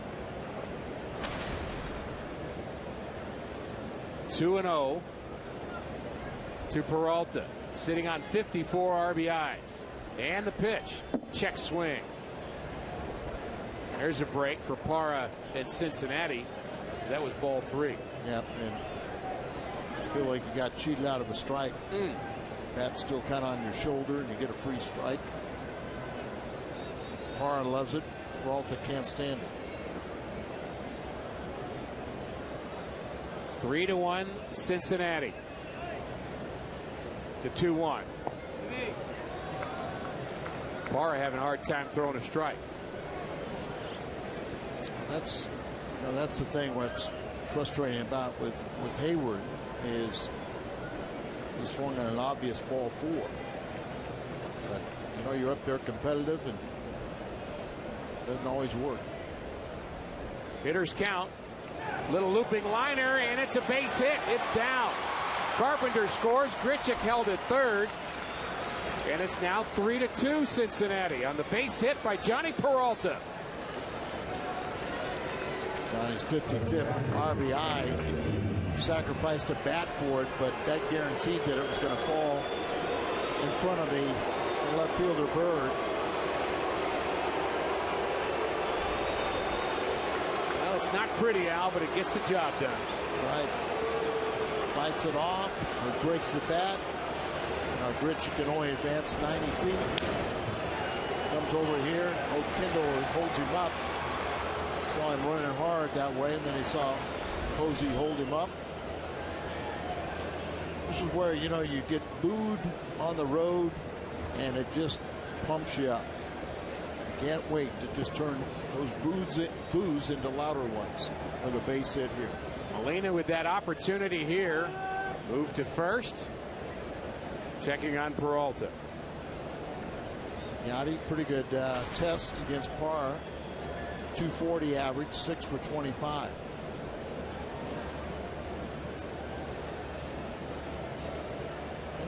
those numbers start meaning something.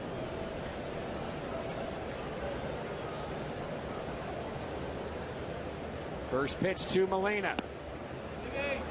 Bit high. Might be that high strike you were talking about. Right. I was thinking the ball up there is, conducive to hitting a sac fly, rather the ball down, getting a possible potential double play to get out of the inning. Molina hoping for the former. The 1-0 pitch, ground ball right side. Phillips to Suarez, and on to first. Molina bounces into an inning-ending double play. Cardinals pick up 2. They had hoped for more.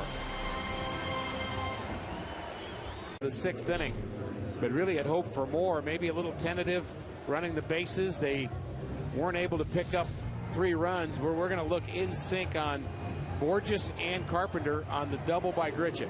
Well, you can see now there's still, Grichuk had to make, or excuse me, Borges had to make sure that ball got down.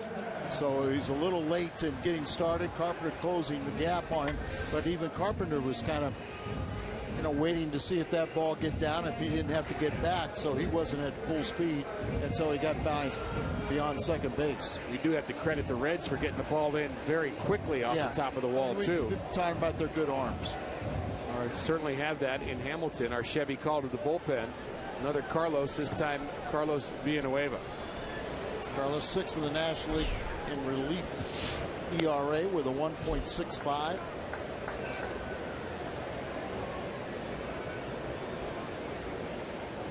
The way the Cardinal pitchers have been this year, you don't get your long man a lot of work, do you?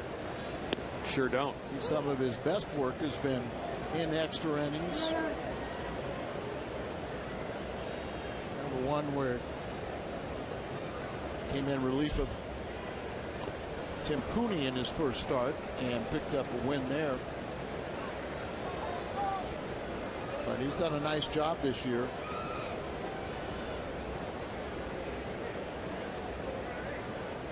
Been a scoring change too, Al, on the base hit that was given to Marlon Byrd in the bottom of the 3rd inning has now been changed to an error on Johnny Peralta. That one's hit foul, and so that makes the runs unearned for Carlos Martinez in that 3rd inning. So 1 earned run certainly helps him, but an error for Peralta. I'm okay with that scoring change. And Johnny has been so good. That's just his 4th error. And Johnny will help out his teammate too. Villanueva, and grounded foul again. Got to get Hamilton out. If he's leading off an inning, you just have to get him out. Simple as that. His on-base percentage is so low, just .269 because of not walking. Well, we know how great Yachty is at throwing, but Hamilton is 8 for 8 against Yachty or Molina. 1-2 is waved at as he goes away from Hamilton, and we've seen that swing from him from the left side before, and he strikes out for the 2nd time. Good pitch by Villanueva. That's why he doesn't hit enough to, be the leadoff hitter like he used to. He's getting himself out, expanding the zone.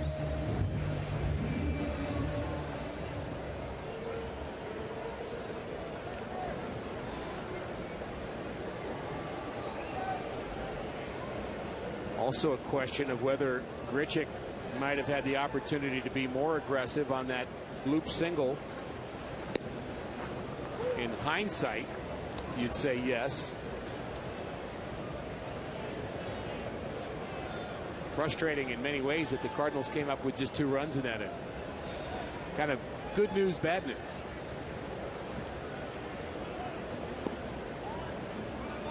Matt Carpenter on the line at 3rd.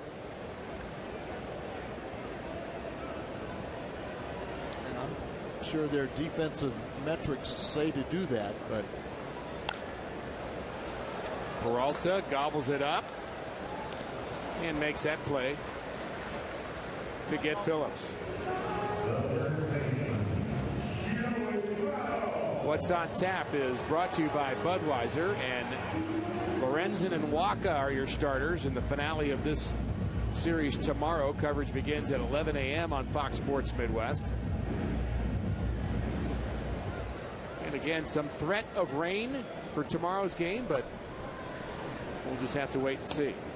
Cardinals will head on to Milwaukee after the game tomorrow, and we'll have coverage there as well.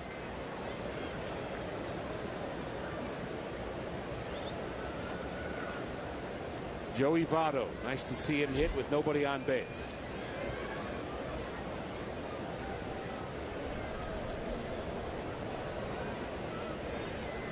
Villanueva has his sign, and a big curveball. Misses 1-1.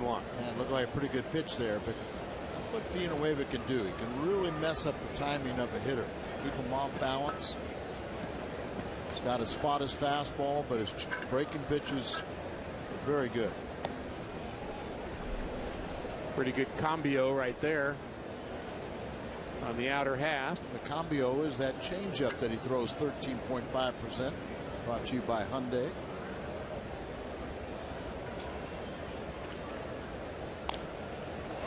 Another cambio. Linea foul. And you saw Moss this time was guarding the line. He's over there protecting. He's going to make sure he can catch all foul balls. Well, I think your point being you'd like to be able to kind of play to your range. Guard the line, but if you can get it by being a step further, create more range to your right. How about that swing? Awkward swing there for Joey Votto. We don't see that very often. Nice inning. Very nice inning, in fact, for Carlos Villanueva. Guy. He's everywhere. Jim Hayes is everywhere. Our Honda home run inning brought to you by Gateway. Cardinal player hits a home run. The Gateway Honda dealers will donate $1,000 to the Make-A-Wish Foundation. Let's hope that happens. Here in the Cardinals' 7th. Brandon Moss certainly capable of that. Facing the lefty Parra. Moss has struck out twice, but does have 15 home runs on the season. Good power to all fields. When Moss joined the Cardinals, his 15 home runs and 50 RBIs would have led in both categories. Average down, but it was kind of a left-handed swinging Reynolds. They both got power. They both going to strike out a bunch. Not going to hit for high averages, but if you get the production like he was giving Cleveland Indians, you'll take it. An all-star for Oakland in 2013. 1-2 to Brandon Moss, fouled off. And I mentioned earlier that he had that hip surgery in the offseason, so just didn't really feel like he was giving the Cleveland Indians what he wanted to or could, and hopefully coming in the pennant race he could be a difference maker.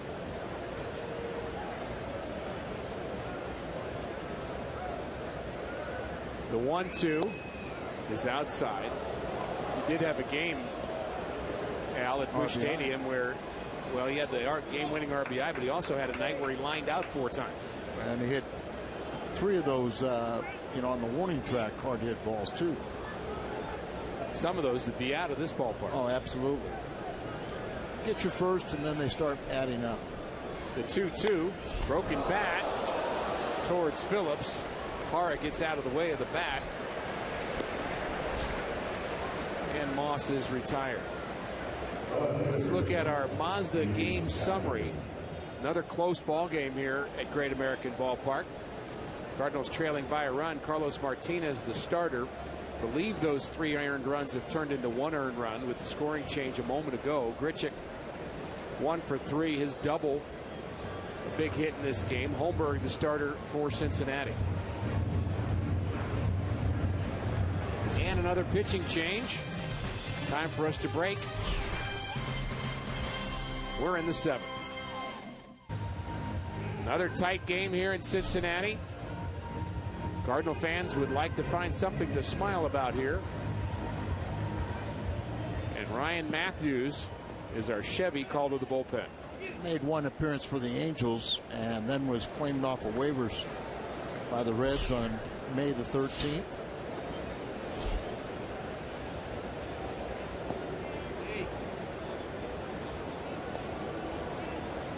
Stephen Piscotty is 0 for 2.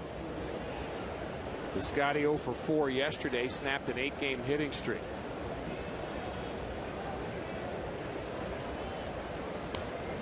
Good swing and a foul back there in his kitchen a little bit. Piscotty certainly has an upside. Ball running in on him and everything, but he had a pretty good rip at it. You don't know if these two might have faced each other in the Pacific Coast League earlier this year. Another big swing. Trying to get in on the hands of Piscotty.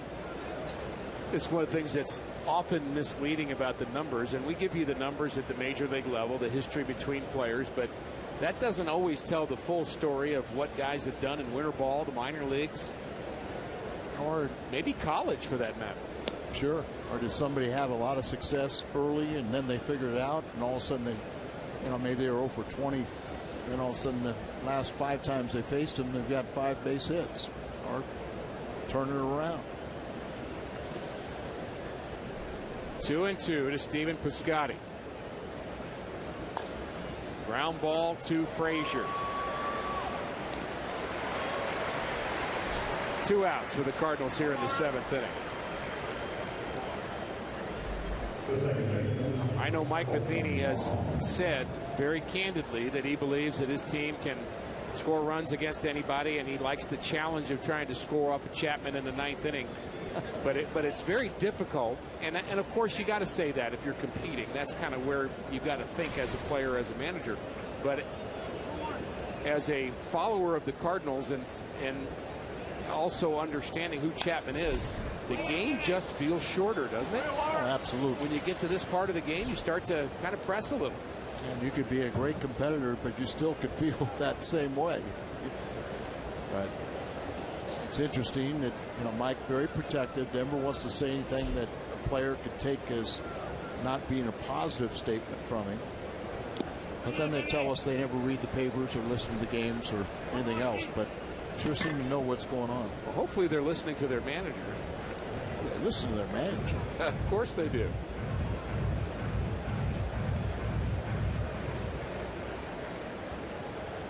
Joey Votto guarding the line. Greg Garcia. That's his view, in fact, of the line. He's on deck for the Cardinals. Let's hope he gets up this inning. Now you make a mistake to Colton Wong, and he can hit it out in any ballpark. But yes, he can. This little bandbox here, if you get good wood on it, it will go. There's Garcia, hoping for a turn here in the 7th. Watch out, Colton. Almost hit for the 14th time this season. Now, Colton was in double figures in home runs a year ago. This year he's at 11. He had 12 a year ago. That's the first time a Cardinals second baseman has had back-to-back double-figure home runs since, I think, Frankie Frisch.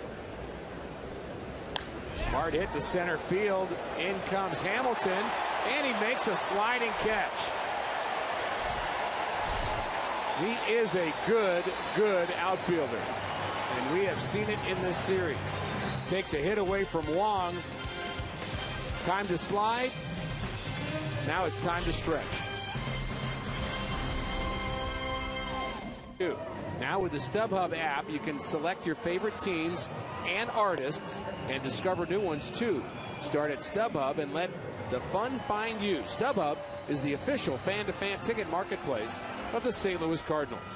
A good inning for Carlos Villanueva in the 6th. He gives way to our Chevy call to the bullpen. And the newest Cardinal, Jonathan Broxton. You see the numbers there. This is going to be his 3rd appearance for the Cardinals. He's been perfect with the Redbirds. 2 innings, no hits, a couple strikeouts. He got off to a real slow start with Milwaukee, and I think part of it was home runs allowed. Still got a 4-to-1 strikeout to walk ratio. He has not allowed a run in his last few games. with the Milwaukee Brewers and the Cardinals. He covers 9 games. He's got a strikeout per inning, and I can't tell you how many Reds came up to me and told me what a great guy this is. That's good to know. I mean, every one of these guys, you know, they just sit there and said he's one of the best teammates. He said he doesn't say anything, but boy, he is a real professional. I was talking a little bit with Rosenthal about it, and just gave me the same affirmative. He said he's great, and another veteran down there in the bullpen with closing experience. 0-2 is fouled off. I think that's so important, Ricky, because we were so concerned with the amount of appearances adding up for Manus and Segrist, Rosenthal, and so times when Rosie needs a day off, you got options like Cishek and Broxton. Swing and a miss. Good slider, and he strikes out Todd Frazier. That was a real good pitch right there, as you said. Good downward action, tight rotation, and then look where the ball ends up. You get the ball down there, and you fool good hitters, you know, you got something going. That's what the Cardinals saw those last few times out, and he got his game back, and he can be a real strength for the Redbirds the rest of the way. Certainly has been so far. And I think we're hopeful that you get Walden back. And remember, he's on a 2-year contract, so. Jam shot foul off the bat of Jay Bruce, who's 0 for 3 here tonight. Broxton trying to give the Cardinals a chance. Trailing by 1. Reds batting bottom of the 7th inning. The Cardinals have managed just 3 hits in this game. And lucky to have the 2 runs they have. Changeup, good pitch there. The 2 runs scored on a hit batter and a walk. And then they had the Grichuk double, scored 1. Peralta an RBI single.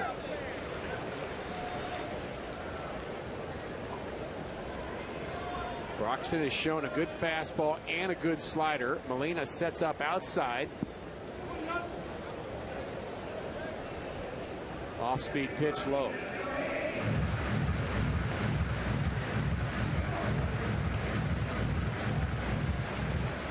He's got 4 pitches.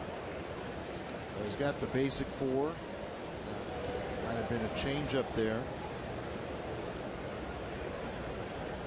Bruce always dangerous.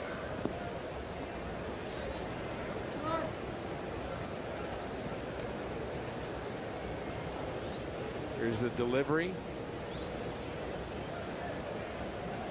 of Broxton.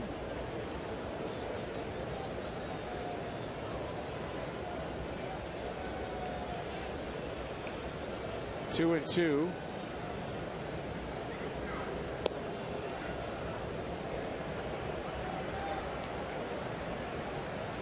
Off the plate apparently.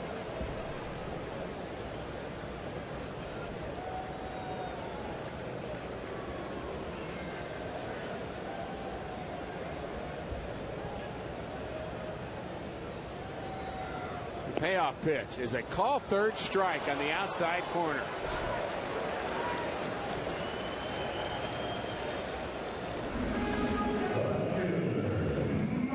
Sure, he wanted that ball exactly there, but he gets the call by a backup breaking ball.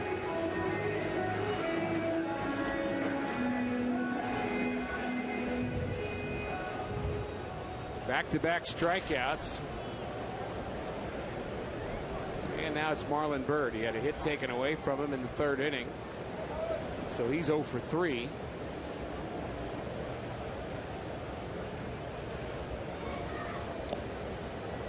Good slider there, strike 1. Such a big man, and when he gets on top of that slider, I don't think any batters ever complained and said we got a double hitting background there. Got Broxton's body and the regular one. He's a big man, isn't he? Yes, he is. Listed at what, 6'4", 305? That's what he's listed at.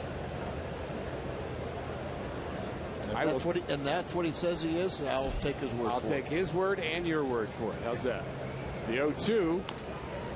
Another good pitch. Bounce foul. I don't think anybody's ever put him on a scale or asked him since he showed up with the Dodgers. So that's fine. We'll take that one. Well, they tend to ask you your rookie year, and then they never ask you again.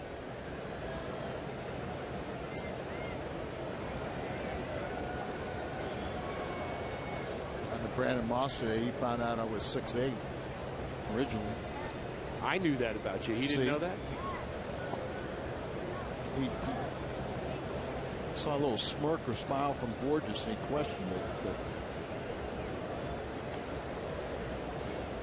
He'll figure you out before too long. And then he did figure it out, and I said, well, at least in my mind, that's how big I was. And he goes, oh, I get it now. That's what you have to do, though.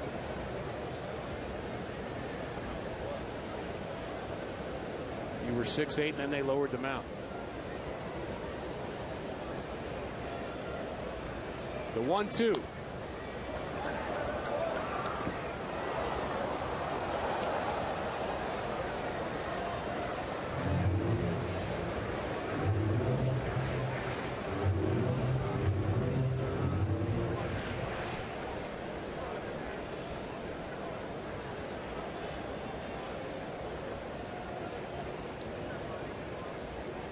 Broxton has his sign, trying to finish off Bird, and a emergency hack there. Not a bad swing by Bird, trying to go the other way. Good fastball, 94 miles an hour, spotted well.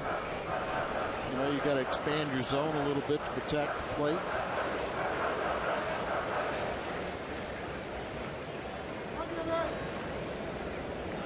Seen some real good sliders. Or will we see a fastball? The 1-2. This is low. Identical score here tonight as we saw in game 1 of this series. The Cardinals dropped that one 3-2. DeSclafani beat John Lackey, who had only one bad inning. That came in the first. Cardinals trailing again 3-2 with the Reds hitting in the 7th. The 2-2. Swing and a miss. Good inning for Broxton. Real good inning. First, it's down goes Frazier. Then Bruce. Then Bird. 3-2 Cincinnati. Burrito Sports Update.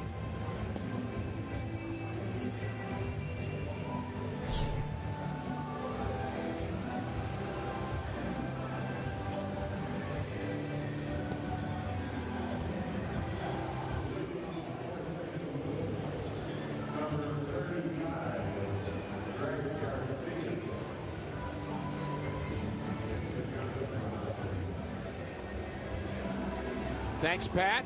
The Reds not yet able to enjoy the guys they got in that Cueto deal. They're coming, though. J.J. Hoover is here. He's our Chevy call to the bullpen. That's done a nice job. 5-0, ERA 1.90, one save. Opponents batting 179. He gets Greg Garcia.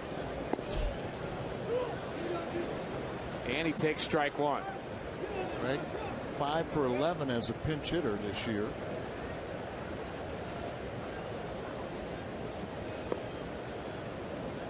Curveball misses low. Garcia has certainly, like Piscotty, been a spark coming up from Memphis. He's got one home run as a pinch hitter. That was at Busch Stadium, his first major league home run. And, you know, he's been parts of a couple victories with walking with the bases loaded, being hit with the bases loaded. Jammed a bit, too Hopper to short. Suarez very smooth, throws out Garcia. Arquilla driver's seat. Most losses by relievers in the National League this season. Only the Braves have more losses. The bullpen ERA is also very high for Cincinnati, but again, 8-9 has been lights out. Yeah, I mean, can look at those numbers, but right now, what they're doing against the Cardinals last couple nights, Hoover pitched a one successful 8th inning last night. You almost have to look at them as having two different bullpens, and not to kind of be too tough on the other relievers out there, but they're certainly not Hoover and Chapman. So no. You get to the 8th, it's an entirely different story for this Cincinnati Red bullpen. And you can see Hoover's got 5 wins because they've knocked out starters. They got a pretty good offensive ball club and been able to come from behind in games. When you get into the 8th and 9th, Brian Price is pretty comfortable.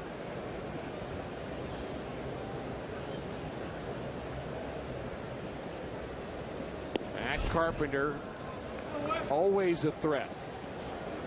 He's walked twice, lined out to left, but certainly capable of the big swing late in the game. Ahead in the count here to Hoover. Hoover gets the call there. Carpenter doesn't like it. Pitch down and away.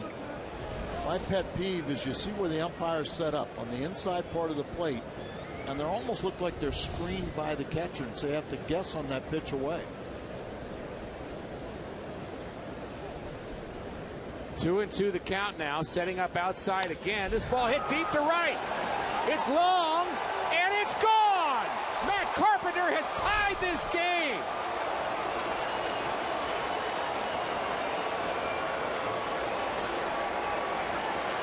Hoover makes a mistake, and Carpenter makes him pay. Talking about this ballpark, it's so explosive. We started off talking about Carpenter and Gritchick, how well they've been swinging the bats lately. His 5th home run already in the last 6 games for Carpenter. And you've got to be careful in a small ballpark like this, pitching inside late in the ball game. He pulls it to the shortest part of the field, down the line. Now Randall Gritchick. How about back-to-back? Well, we started out talking about Holmberg, the starter for the Reds. In his start last year, it was Gritchick with a home run, and Holiday followed up with one. Let's do it now late. Carpenter and Gritchick. Matt Carpenter's 15th home run of the season. RBI number 55, and it's a big one. Tied the game here in the 8th inning. Little pop foul, long way to go, and they're not going to get to it. That ball was in the air a long time. Yeah, I mean, you just kind of naturally thought it was going to be foul territory, and Bruce or Pena still a step and a half away from it. Maybe that'll come back and haunt you. You see, Bruce was not Bruce, but Votto was way off the first base line, right. So that's why he couldn't get any closer to it. Long way to go. Yep. I'm not sure Pena saw where it was right away. If he didn't, if that's a fact, normally that's partly the pitcher to blame. Pitcher's traffic cop, he can help him out, so can his bench. They're pretty close to the catcher, too. The 1-2 is high, 2-2. New life, make them pay.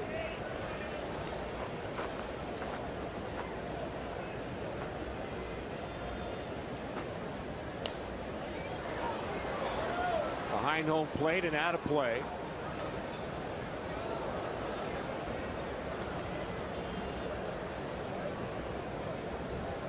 We said Carpenter had the ability, one swing of the bat, to do damage late in the game. So does Randall Gritchick.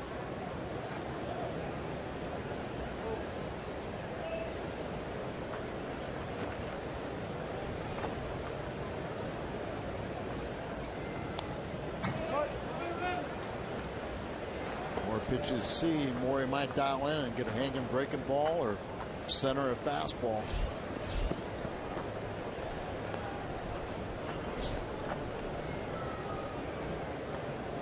Carpenter's home run, 383 feet. Late swing and a miss. Gritchick late on that delivery.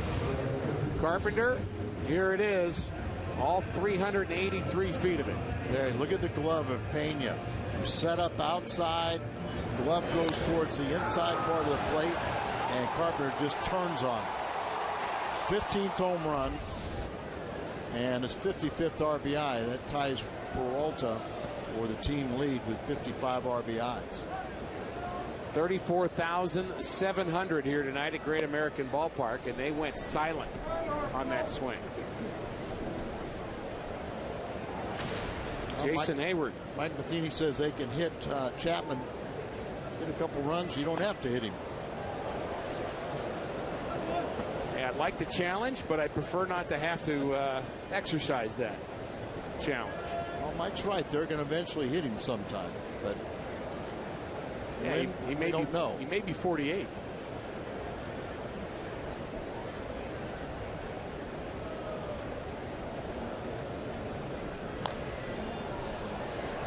Popped up left side. Fair territory. Frazier has it. But Matt Carpenter does damage here in the Cardinals' 8th. He came in.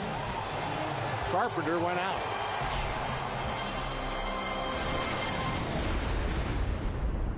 Nice night in Cincinnati, and we've got a very good ball game, 3-3 in the bottom of the 8th inning. A good look at downtown Cincinnati. Really a terrific ballpark here as well. And Kevin Segrist, the left-hander, will have the bottom of the 8th inning. And how about that job that Jonathan Broxton did in the 7th? Great job by Broxton. Struck out the side. And if you think about being away with the Cardinals preceding Segrist, 2 innings, 5 strikeouts. Segrist right there with strikeouts too. He's 3rd in the National League, was striking out 59 and 58 in the 3rd innings. Big fastball is swung on and missed. Pena, the switch hitter, turns around to his weaker side, the right side. He's looking at the batting averages against Kevin Segrist. Zach Cozart, who's injured, is 1 for 1. The only other Cincinnati Red to have a hit is Jay Bruce, and he's 1 for 11.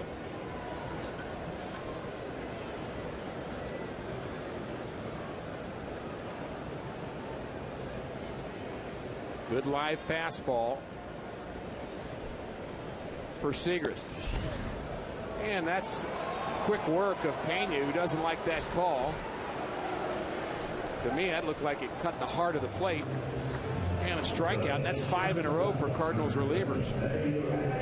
Kick off the school year in style. Famous Footwear and the Cardinals have partnered to bring fans $6 tickets to the Cardinals Giants series. That's August 17th through the 19th. Get your $6 tickets beginning at 10 a.m. tomorrow, only at cardinals.com/famous footwear.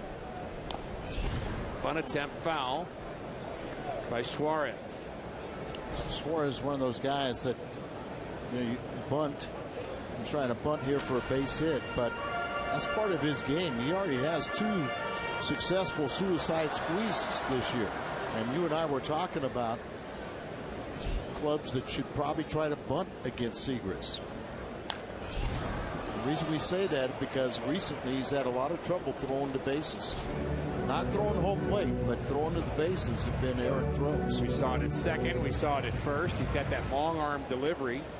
You know, a pitcher who fields his position well will kind of shorten up on the arm angle. You kind of have to make a different throw. People wonder why does a pitcher throw the ball right on a dime from 60 feet 6 inches away, and you can't lob a ball from 30 feet? Well, it's a different throw, and you have to throw more like an infielder. And some guys that's natural, some guys it's not. Changeup misses. I had a problem. You did? Well, I had a lot of problems, but you want to talk about it? But I had a problem. There's a couch back here, Al. You know, with teams bunting against me, I'd storm off the mound, I'd step on the ball and pick it up and throw it away. You'd step on it. Oh, I mean, I'd just be so aggressive coming off the mound to try and get it. And it got to the point where was pitching, starting in the minor leagues against Ken Griffey Sr. And he was under orders that year at AAA that he was supposed to bunt every time, at least once a game. Threw one over his head and said, bunt twice tomorrow. Now that is an Al Hrabosky story. But I mean, I knew that was a way that people could, take advantage of a deficiency. Well, fielding as a pitcher becomes an issue of being quick but not hurrying. The old John Wooden phrase. And on the hands of Suarez. That's a big league pop-up. That is if it comes down, he's out. It will come down. And eventually it does, and Wong makes the play.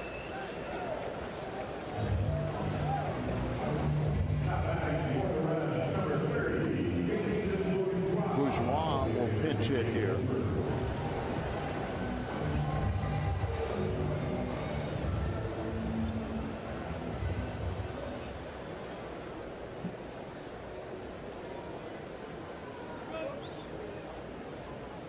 Before that pop-up, the Cardinals relievers had struck out 7 of 8 Cincinnati Reds. So the Cardinals bullpen in lockdown mode right now as Segers faces Bourgeois, who's 2 for 10 as a pinch hitter.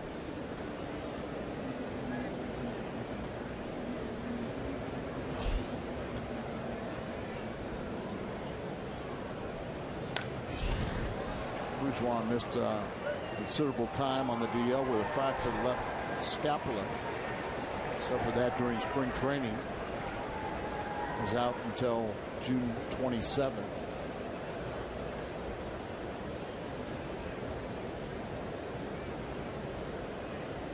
Segrist, ground ball up the middle, long way for Wong, jump, throw, got it. Called wrong flash in the leather.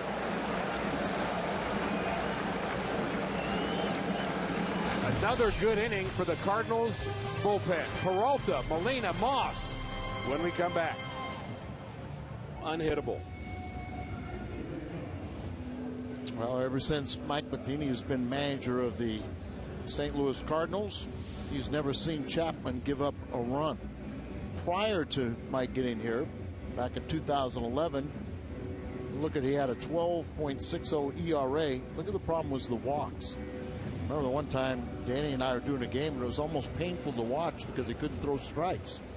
But he found the strike zone and he's been outstanding ever since. And in fact, he has converted 56 consecutive saves here at Great American Ballpark. It's not a save situation. He does have 4 losses and just 1 blown save. So some of those appearances got to become losses coming into games tied. So you want a shot at their best? Here it is. Yeah. The do factor comes into play, doesn't it? At some point.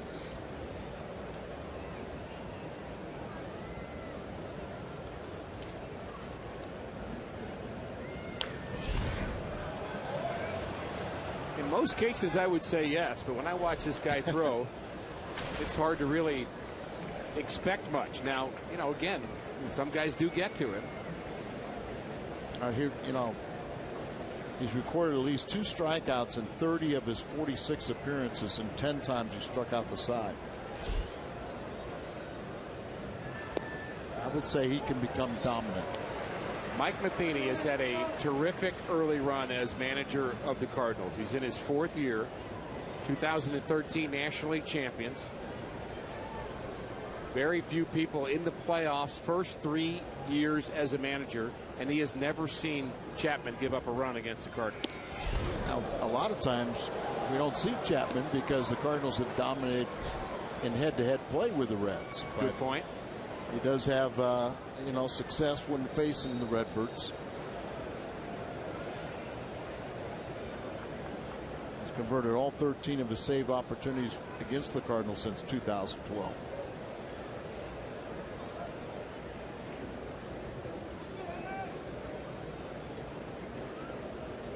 Peralta will try to shorten up a little bit, see if he can get the bat head on it, and a little late again, but who can blame him? That pitch at 100 miles an hour. Baseball's playoff race is starting to get into high gear, and Saturday we've got a doubleheader starting with the Dodgers taking on the Pirates. That's a key game for both teams. Then at 6 o'clock, the Cardinals will battle the Brewers in a game you can only see on Fox Sports 1. That Saturday, the coverage will begin at 2:30 only on Fox Sports 1, and it streams live on Fox Sports Go. Yadier Molina bounced into a double play to end the 6th inning. Disappointing ending to that 6th inning where the Cardinals picked up their 2 runs. And they picked up another run in the 8th inning thanks to Matt Carpenter's home run off of J.J. Hoover. Only 4 hits for the Cardinals, who are batting in the 9th inning. And the pitch is high for a ball. Mike Kingdom for an 88-mile-an-hour changeup.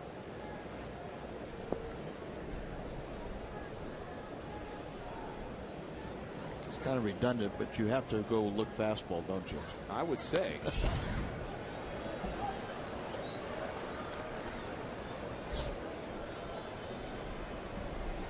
And you just wonder what some of the offers for Chapman services at the trade deadline did Walt Jocketty have to contemplate. And a walk with 1 out. So Maybe the Cardinals have a base runner. Maybe that's a start. And will we see a pinch runner here for Yadier Molina? That's an interesting thought. While we're thinking that through, I want to remind you that this copyrighted telecast is presented by the authority of the St. Louis Cardinals. It may not be reproduced or retransmitted in any form. And the accounts and descriptions of this game may not be disseminated without the express written consent of the St. Louis Cardinals. Almost hard to waste a pinch runner on Yadier Molina when Chapman's on the mound and you're not sure what's happening offensively. Maybe if he gets to second. Maybe that was the only time I would think about it. He got to second base, but you know the feeling is about Yadi is so valuable to the pitching staff that you just really don't like to take him out of the game. I agree, especially in a close game here, especially against a guy like Chapman. I'm going to say one thing about Yadi too. He's a smart runner. Very smart base runner. 0-2.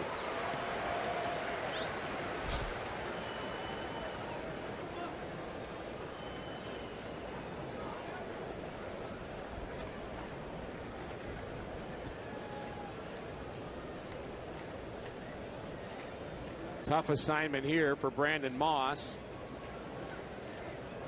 That's that challenge. You got to look forward to it. You know, you got to sit there and want to be out there facing the best.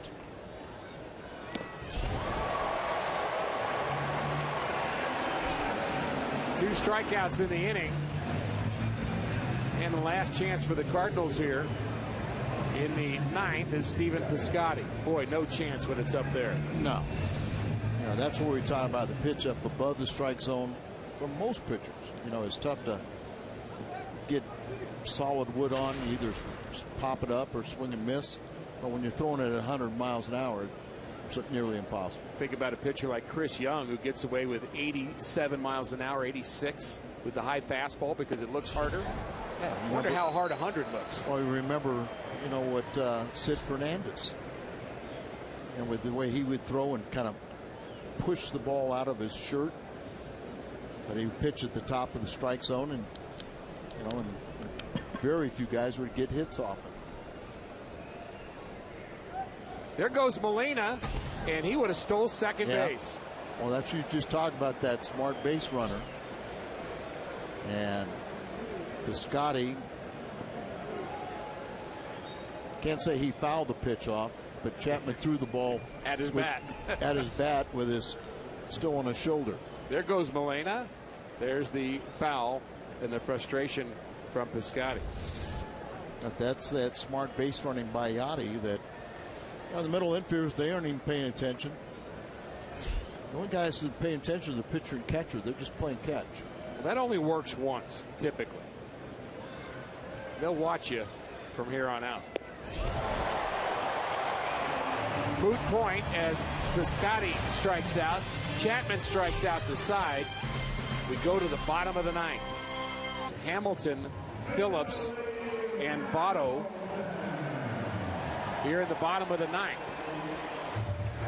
Those three batters coming up are 0 for 15 against Segrist. Ricky, I'm sure that Derek Lilliquist and Mike Matheny, when Segrist came off, I'm sure they said, hey, don't shut it down. There's a possibility you're going to go back out there. Absolutely. With today's pitching, where you normally only come in for one inning, it's very important not for a guy coming off that mound to think his night's through. You do that real quickly, and then it's tough to restart the engine. So I'm sure they just said, hey, there's a possibility going back out there, so be ready. Don't turn off the engine. Hamilton will turn around and bat right-handed, and he takes the strike. Hamilton, in case you're wondering, has a batting average that's very close, lefty-righty. Not a big difference in his splits. But when you hit from the right side, you're a step slower getting to first base. And that's 3-9. Right, exactly.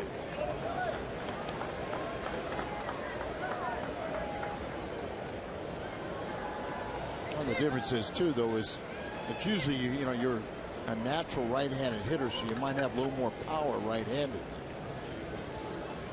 But because your speed, somebody convinced you to become a switch hitter to utilize and get that step closer to the bag at first. And if you think about it, he's got 3 home runs, 2 of them right-handed, and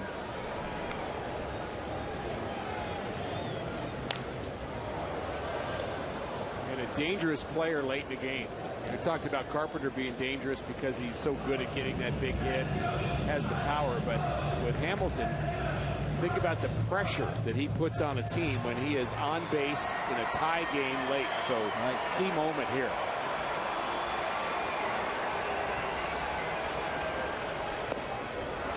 And Hamilton strikes out. Changeup from Segrist. Hamilton strikes out for the 3rd time, and that brings in Brandon Phillips. And Cardinal fans may remember this flashback that came on July 15th, 2011. This was off of Fernando Salas. Walk-off home run that came against the Cardinals. And resulted in this little scrum at home plate. A lot more fun when it's a Cardinal walk-off. I know. We're just trying to be fair and balanced.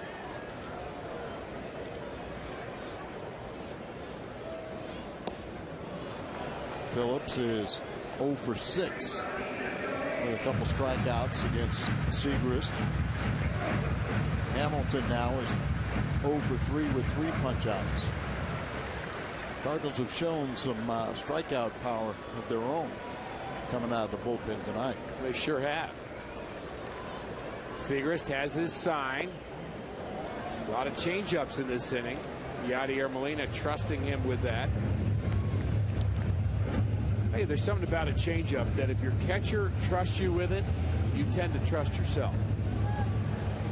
Segrist also is very good at retiring right-handed batters.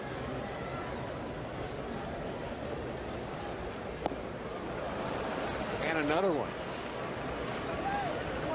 Throws at 95. Has got good life to it and everything. And then when you can throw that changeup, or his breaking ball is much improved. He's just healthy this year and back to throwing like when we first saw him in 2013. Phillips not sure what to look for here. He knows Segrist throws hard. Got to look for fastball. And he gets a changeup, and he lines it into center field. So 4 changeups in a row from Segrist. And Phillips finally keeps the hands back long enough to get a base hit. That's his 3rd hit of the game. Well, like you said, he may not know what to look for, but and it looks like he was looking changeup. And 4 in a row, he's going to say, are you going to throw a fastball? I'm just trying to power. But he went down and got that one because he had his weight back. 4 in a row to a smart hitter may have been a little bit too much. So now he's aboard for Joey Votto. 0 for 7 in his career against Segrist. And ball 1. So some stress here in the bottom of the ninth for Mike Matheny and the Cardinals. Phillips runs well, 15 stolen bases. He's only been caught once. He has his lead. And a big swing by Votto, who's trying to end it there. That was one of the, the nitpick. That was one of the few things that Seagrass needed to work on. And he worked very hard at improving his move to first base in spring training. But you got to make sure in a game like this, where a guy at the plate could win the ball game for you, that you don't, revert back and not pay attention to that runner there, but also have good commitment to your pitches going to the plate.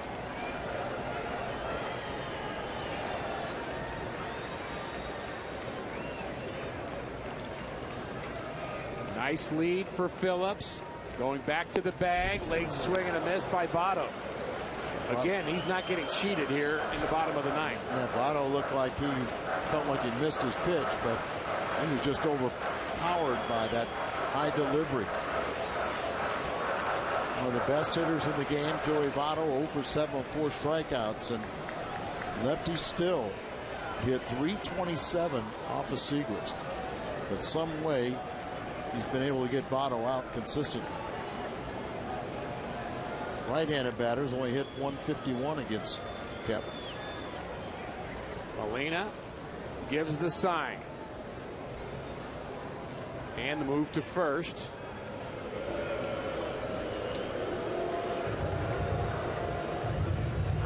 Lou Brock always said that Don Gullett, outstanding left-handed pitcher for the Reds and other teams, was the toughest for him to ever steal against, because he never threw to first base. And every time Lou took a lead, he said, I know he's never thrown over here, but this is the time he's going to throw. And he never got a comfortable lead. There's a big lead. There he goes. Throw by Molina, not in time. That was a big jump by Brandon Phillips.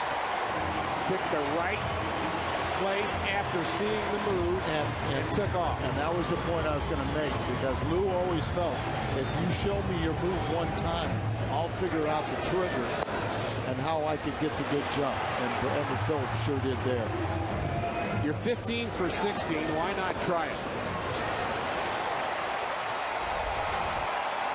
Tie game in the ninth. Now, do you pitch to Votto or not?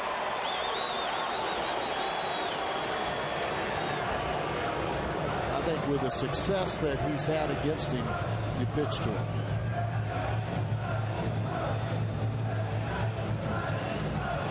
Big conference on the mound. All infielders.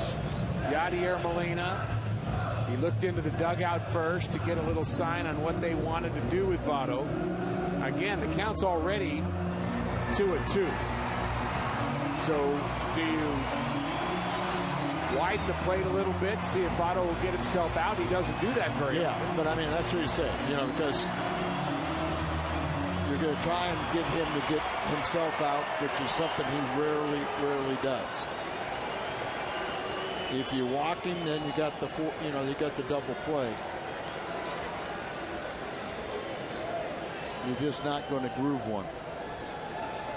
That's the plan. 2-2 the count. Votto at the plate. Winning run at second and Brandon Phillips. And the pitch is a call, third strike on the outside corner. Votto not so sure. Big pitch by Seagrass. I'll tell you what, he did exactly what you had to do. Right there. Gotti helped sell it by moving out there. It's off the plate, but it's too close this late in the game. And now, Mike Matheny will do it. Looks like a double switch. Rosenthal is getting loose for St. Louis. Another reason perhaps for the meeting on the mound was to give him a little bit more time, but he's had enough time. He's ready to go. And Reynolds is coming into this game. We'll see where he goes. Looks like first base, but he started heading towards third. And he'll replace Moss at first base. So double switch. Reynolds in. Segrist out. Moss out. Rosenthal in. Frazier just 1 for 10 against the Cardinals closer. The bullpen, and he comes on with 2 outs in the bottom of the 9th and the potential winning run at second base. Obviously not a save situation coming in here, but he is tied for second in the National League with 31 saves. The good ERA, 1.68, 2-2 record. Frazier just 1 for 8 in this series. And that was the swinging bunt, basically down the third baseline. Very good player. And he takes high for a ball. National League All-Star, home run derby champ right here in his home ballpark. Third Red to win that, by the way. Dave Parker, Eric Davis. Leads the National League in doubles and extra base hits, so no easy task even when he's not swinging well.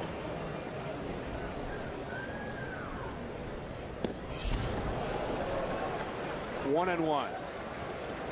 And you also think about the Cardinals' outfield arms at this point with Phillips, the runner, at second base. You know he has good speed.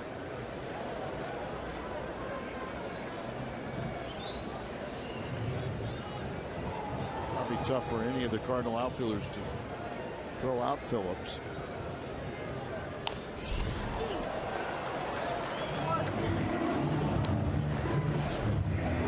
Frazier think he had a pitch to hit perhaps there. Good velocity from Rosenthal. And he's 1 pitch away from sending us to the 10th. I think you got a pitch and you fouled off that part of the right. You didn't just miss it. Yeah, you didn't just miss it. Up the middle. Wong has it. Throws out Frazier. We are indeed headed to the 10th inning.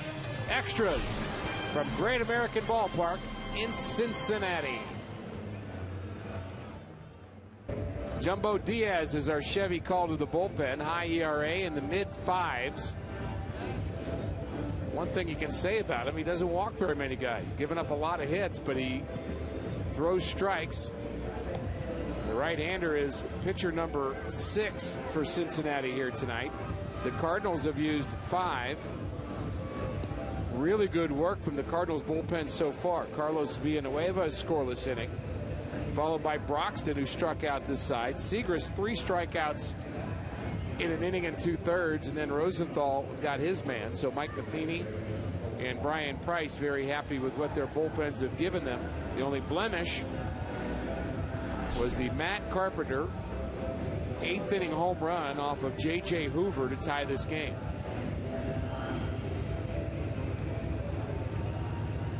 So 4-pitch, 1/3 of an inning for Rosenthal. He'll be back out. He came in with a double switch.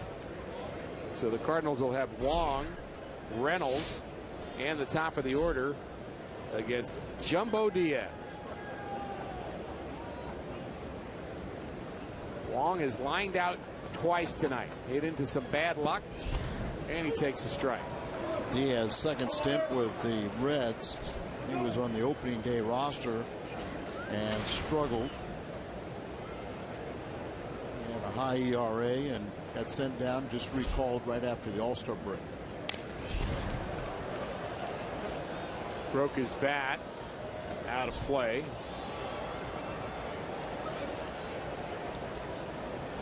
Jumbo is listed as 6'4", 278 from La Romana in the Dominican Republic. You've been there. República Dominicana. You've been to La Romana, haven't you? Teeth of the dog. Yeah. You played there? Yes. Golf course. Awesome golf course and a wonderful community. And they have produced plenty of major league players over the years from La Romana. I really enjoyed the Dominican. I did too. Got to go there and understand it's not like America. But if you go there and try to,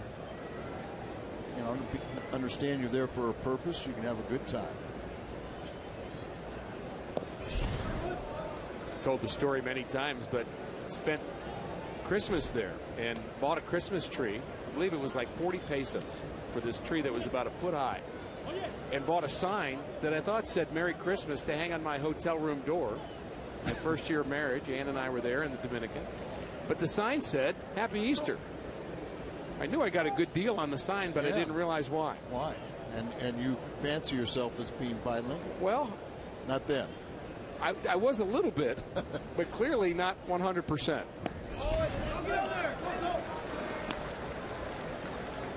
I enjoyed playing winter ball. You remember that they would not have the outfield lights on during batting practice? Yeah. So save energy. They would save money, and so batting practice was held essentially in the dark in the outfield. And so if you were a pitcher, shagging, a little dangerous. I played 3 years in Dominican. Played 2 years in Mexico and 1 year in Venezuela. Bueno. The 3-2 hit hard to center field. This ball is hit very hard, but it is caught up against the wall by Billy Hamilton. Almost for Colton Wong, and he has lined out 3 times now. Twice to Hamilton and once to Brandon Phillips. Ball well tonight, just nothing to show for it.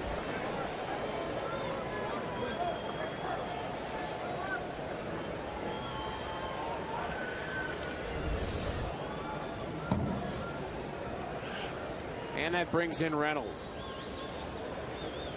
Certainly capable of leaving the ballpark here with his power. And he's done it before against Jumbo Diaz.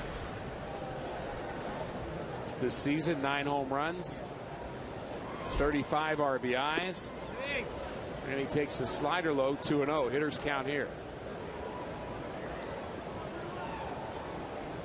All right, Mark, let's see how far you can hit it. Oh, yeah. You got to love Diaz. You know, he signed with the Dodgers, non-drafted back in 2001.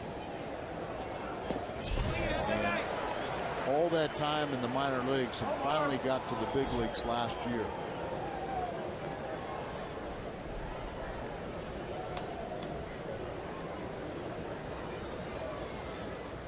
Two and one on Reynolds. I saw Reynolds hit a ball in batting practice today, Al, and I know it's batting practice. I get it. But there, in the upper deck, there is maybe 6 rows below the K's that they keep track of. He hit it about 6 rows above that, above where those K's are, and to the right, near that portal, 6 rows up.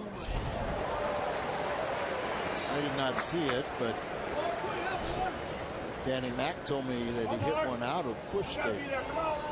Wow. In left center, you know, just to the right of the stands and out on the street in batting practice. Full count.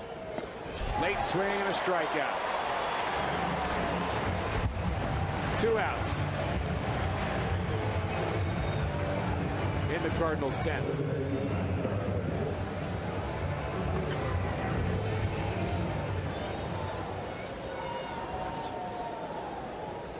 Powers with the fastball. And Carpenter, good night. A tying home run, walk and a run scored. Also a walk in the first. 1 for 2 with 2 walks, 2 runs scored. You know what they say, when Carpenter gets 1 hit, it's going to be another multi-hit game. That's the way he's starting to swing the bat right now of late. He sure is. Always productive. Does a lot of things well. Good swing there. He's looking for his first hit off of Diaz. He's 0 for 2. Fouled that one straight back.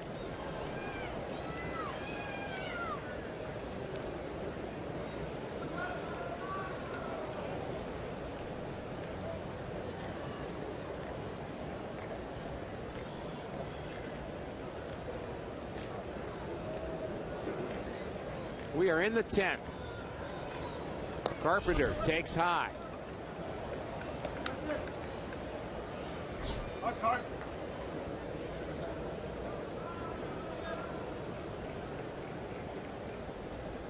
We've been talking about the high OPS of Matt Carpenter, and fans not familiar with that statistic have been asking what that means, and we'll tell you in a second. And we'll have to tell you at the bottom of the inning. So hold that thought as Carpenter waves at that fastball. 2 strikeouts in the inning for Diaz. Cardinals got to hold him. 5 games ahead of the Pirates, 9 games ahead of Chicago. And they are locked in a extra inning game here in Cincinnati. Mike Matheny, the wheels turning as he's trying to figure out where he's going to get innings from here on out. Certainly things okay now with Rosenthal back out for his first full inning of work in the bottom of the 10th inning. But you might guess that the Cardinals would be trying to stay away from Seth Maness, who's pitched 4 out of the last 5 games.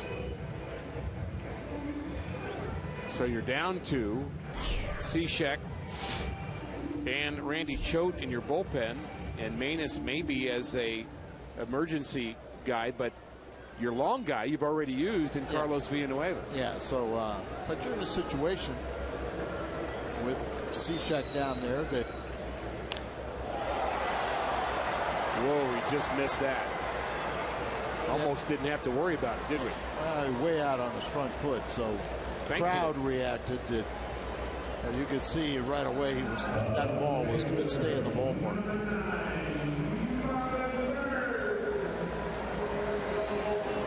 Marlon Byrd 0 for 4 against Trevor Rosenthal.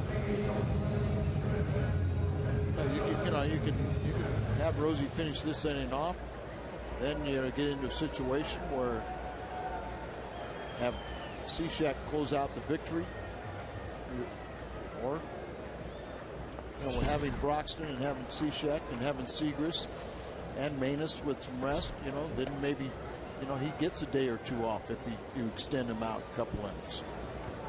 It's also possible. But that's the deal. When on the road you bring in your closer, now he's got to pitch multiple innings. Exactly. 97 from Rosenthal, and it's always tough. You got no margin for error when you're pitching in relief on the road in extra innings, because you're always 1 pitch away from going back to the hotel. Jam shot, in comes Reynolds. Bird is retired. The worst feeling in the world for a reliever is to be on the road, come in trying to close out a victory with a save, and walk off the field with a walk-off loss. That is tough to swallow. You feel like you let down the pitchers, the starter, or whoever is going to in line for the victory. You let down your entire teammates, and the one thing you got to do is before you leave that ballpark, you're thinking positive thoughts about tomorrow. You let it dwell, and it'll haunt you for a couple more games. Brian Pena. Back to the left side. He had a big hit in this game, Al. That double that came 2 runs in the 3rd inning. He had a double before that. So Carpenter guarding the line on the 3rd base side. 2-0 to the Reds catcher Brian Pena. They have DeJesus, Schumacher, and Barnhart left on their bench. Cardinals with Cosma and Cruz.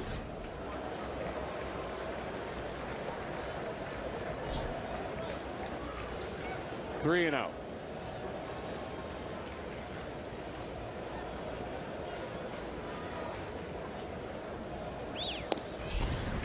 And a 4-pitch walk.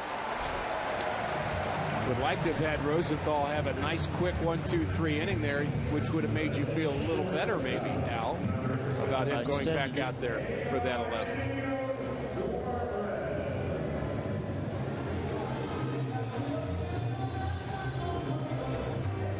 Eugenio Suarez. The One thing about Rosie is maybe doesn't have the same amount of appearances as like Segrist and Manus and Schote, but throws a lot of pitches. Ties up Suarez on that delivery. Suarez hit .242 a year ago with the Detroit Tigers.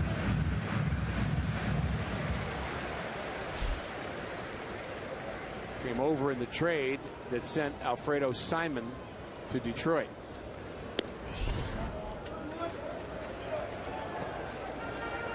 A bit high. 1-1. Think about it. They let Simon walk. They traded him to Detroit. Latos going to Miami. And you had Johnny Cueto and Leak potential free agents. And they're down to Homer Bailey now, the only holdover. He's out for the year, and you got 5 rookie pitchers in the rotation. Pitcher spot next for the Reds. Jam shot, ground ball, right side. Wong throws out Suarez. On to the 11th. That means we're in extra innings. Tie ball game here. The Cardinals 3 runs on just 4 hits. They've committed an error. The Reds, they have their 3 runs on 7 hits and committed an error. Grichuk is 1 for 4 on the night.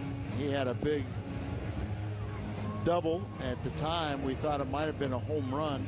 There was a umpire's review, and they ruled it a double. It scored the Cardinals' first run, and then Peralta got a base hit to drive in the second run, and then Matt Carpenter always comes through in the clutch. He hits a home run to tie it up. That was back in the 8th, and Jumbo Diaz out for his second inning of work. So Grichuk 1 for 4. Diaz on the season is 2-1 with an ERA of 5.34. He had a 1-2-3 first inning with a pair of strikeouts.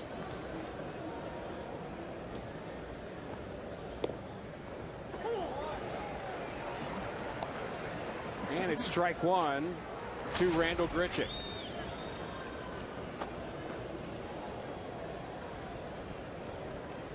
Relief pitching has been very good overall here tonight.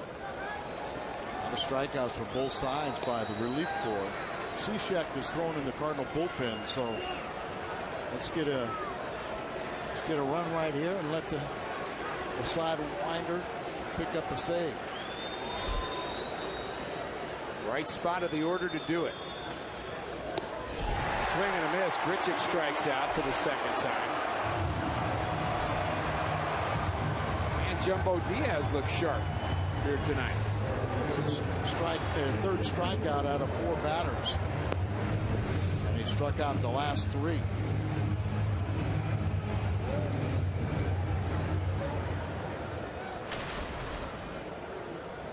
And that brings in Jason Hayward. There's the cheer. 11 strikeouts, free pizza. Where do we go for that? I don't get it, right? I'm not sure where we go, but if we go 14 or 15 innings, I'm going to have somebody go find out. 14 or 15 innings, it'll be closed. That'll be our luck too. Let's see if we can make some arrangements there. The 1-0 pitch is called strike to Jason Hayward. Hayward is 0 for 3. He walked in the 4th inning. The Cardinals really, as they're batting here in the 11th inning, hard to imagine this, Al. They're tied score-wise 3-3, but just 4 hits in this game. In a sense, they were given a gift for the first 2 runs. Hit by pitch. A walk to Carpenter, then the double by Grichuk got him on the board. And then Peralta got a double in that 5th inning when they scored 2. Really inches away from Grichuk's double being a home run. And then a home run, what they got from Carpenter in the 8th to tie it up 3-3. Suarez inches away from homering in the 5th inning. So we've had some close calls in this game. Reds haven't scored since the 4th inning.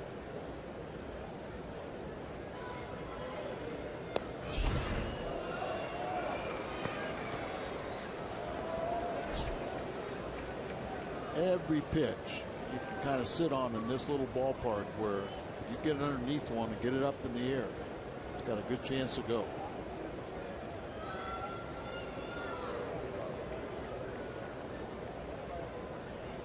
.404 to straightaway center. It just doesn't seem that far. Fastball misses the inside corner. Back Hayward off the plate, and the Cardinals have a base runner in the top of the 11th. That brings in Peralta. Peralta has struck out twice, lined into a double play, and he singled, drove in a run in the 6th inning.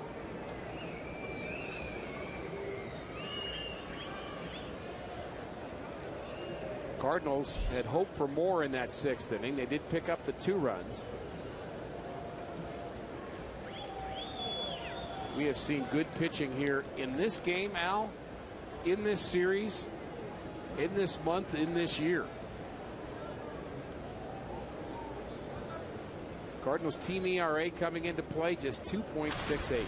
We know the Cardinals can pitch, but it seemed like the Cardinals should have been able to do more damage against the Reds pitching staff. 2 rookies. Now you're into the bullpen. You're past, their most reliable relievers, Hoover and Chapman. I keep on saying it because Johnny is, to me, is a clutch hitter. And surprising that he has not done more damage against the Reds in his career. Well, it's a hitter's ballpark here. Hitter's ballpark, and playing the Reds a lot when he was with the Cleveland Indians. He does have a clutch hitter's average, 347, third in the National League in the 7th inning or later, with 21 RBIs.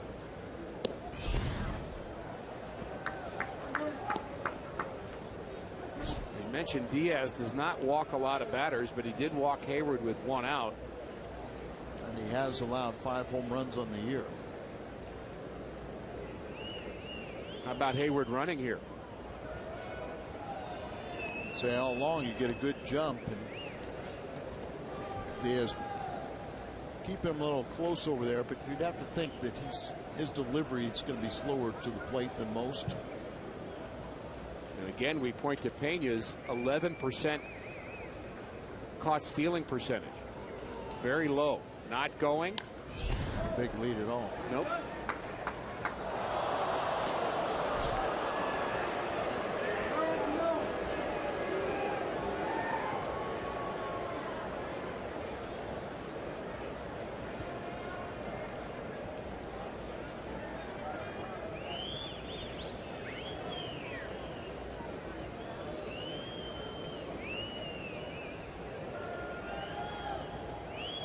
There's the lead for Hayward. Not going. And a swing and a miss. Another strikeout for Jumbo Diaz. Well, pitching has been good in this particular game, but so has defense. We've seen some nice plays. First it was Brandon Phillips. That was off the bat of Wong. Now it's Wong making a terrific play up the middle. So Colt's been around a lot of this, including this line drive that was caught by Billy Hamilton. Yeah, a lot of strikeouts in this game, and then when they do put it in place, some good defense behind the pitchers. Turn those boos around, Yachty. Or make them louder. Still plenty of Cardinal fans here. I like to make them louder.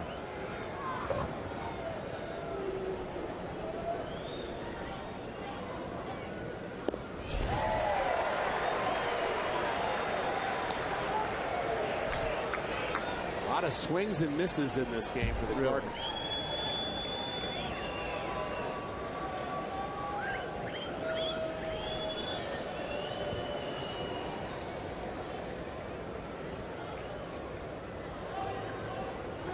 Yadi Molina in protect mode here.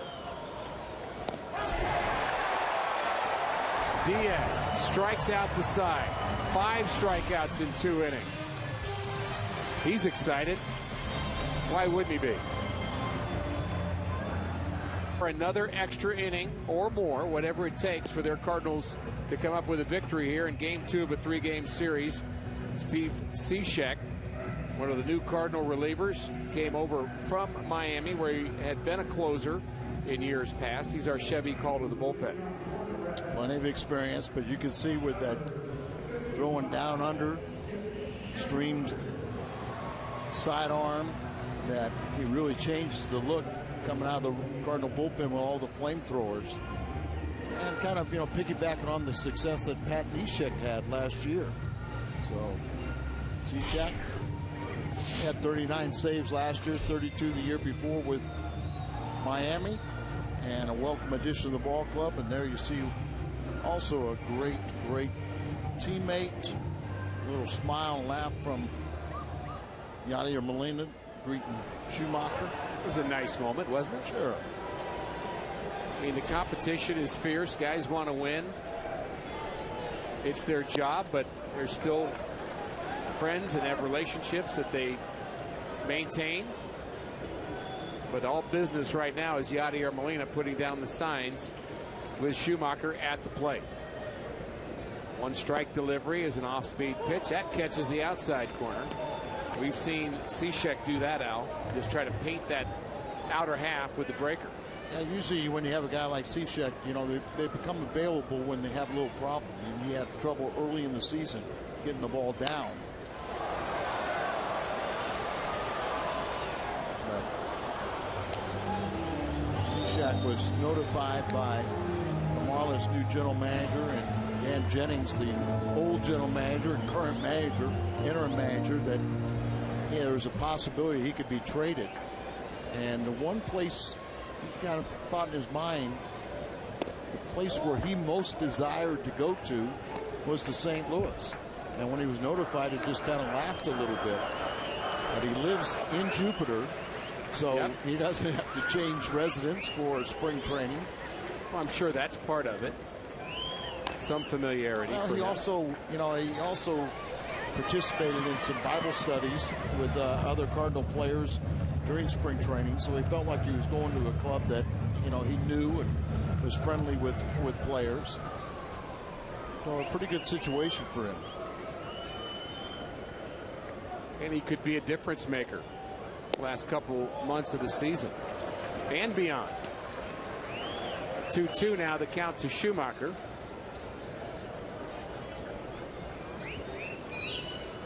Always looking for guys with the right fit, aren't you? Yeah. So important. Swing and a miss. Schumacher strikes out.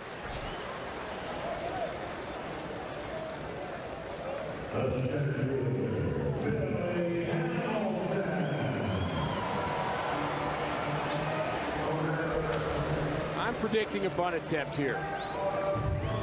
So I'm just going to go out on a limb. So is Carpenter. Is he playing in? 3 strikeouts in a row for Billy Hamilton. Why not try it? He thought about it. Cishek thought that was a strike. And you have the Carpenter playing in, so you can drag it down the first base line. Right.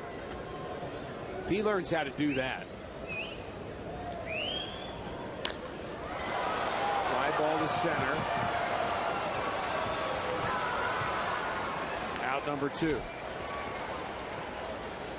If he can drag bunt now, think about what that could do to his arsenal. I mean, it really opens up a whole bunch of holes in the infield. Slap the ball down. Even as a right-handed batter, you do a little push bunt towards the second baseman with a left-hander that's coming off on the third base side.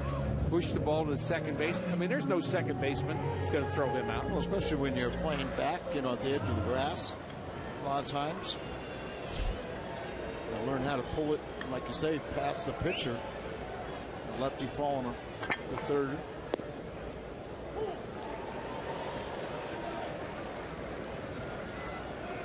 Two outs, bottom of the 11th. Brandon Phillips. Phillips has 3 hits in the game already. Facing Cishek for the first time. Little flare to right. In comes Hayward. Nice 1-2-3 inning for Cishek. Al and I are going to feed our wild side as we go to the 12th. Has 4 hits tonight. And the Reds with just 7. And deeper into the Cincinnati Reds bullpen we go. Our Chevy call to the bullpen this time, Al, Burke Badenhop. Badenhop, we saw him throw a scoreless inning last night. It was the 7th inning. He is 1-2 on the year with a 4.10 ERA. He hasn't allowed a run since July the 3rd. That covers a span of 13 games, 11 1/3 innings, just 6 hits. 33 appearances since April. He's posted a 1.82 ERA, 9th best in the National League during that span. But here's our man, Cosma. He's going to pinch hit here. Cosma will lead off, then Piscotty and Wong to follow. Cardinals now down to Tony Cruz only on their bench. Bullpen getting thinner as well, as we are playing here in the 12th inning. Cosma and Badenhop. Slider right down the middle for a ball. Manus is going to be the next Cardinal pitcher. So much for his off day. Well, it's one of those deals where it's out of necessity. When you think about the reality of a quick turnaround too, Al, with an afternoon game tomorrow. Mike Matheny well aware, as is Derek Lilliquist, that for a pitcher there is a difference between a half day's rest and a full day off. I mean, if you come back in 12 hours, yeah, well, I mean, a little more taxing for a reliever. You know, it's one of those situations where you never want a manager to tell you have a full day off. There you go. Base hit to right. There you go, Collins. Very nice. Good start against Badenhop here in the 12th. And we should clarify for pitchers as we look at this hit the other way for Cosma. We're not making excuses for pitchers, but your arm has to heal after you pitch. And so if you come back too quickly, it's not a matter of them being tired physically, but the arm just doesn't respond, and you open yourself up to injury. Which in years past they didn't really care. I understand. You know, I'm glad they care now, Al. Well, it is much better for them. Think about the days when you had 10 pitchers. Sometimes in the American League with the DH, you had 9 pitchers on a staff. Nobody wanted to hear, you know, hey, I've thrown 3 days in a row, I've thrown this many pitches. You had a responsibility. But you know what? It was fun to pitch when you knew you weren't at 100%. And you find that you could get people out. Concentrated more. Went out there, knew you didn't feel 100%, so you really concentrated on making pitches where you had to be. In the era of specialization, guys are asked to be 100%ers. Show me everything you've got, and then we'll get the next guy. Hard hit to right field. Bruce on the move makes the play. Very good defender in right. Well struck by Piscotty as Cosma has to go back to first. That had some promise to it. Yeah, Bruce, a good outfielder, and he had that one tracked down easily. Colton Wong, you know, he likes to have walk-offs against the Pittsburgh Pirates. Wouldn't be a walk-off on the road, but you get my drift. We take it. We'll take the lead. We can call it whatever we want, but we'd be happy with it.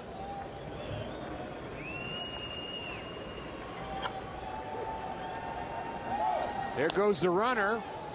A hit and run into left center field, and play is made by Marlon Byrd. They almost collided in left center, and Cosma, who had a decent jump, has to return to first. Yeah, it looked like he would have stolen that base, but ball went up there, and kind of a tough read for Cosma because, and he did the right thing. He was like at the second base bag, didn't go across it, but just think if that would have been a collision, the ball would have fallen out of the glove of one of the. Saw it coming there for a second. Yeah. Hamilton finally peeled off.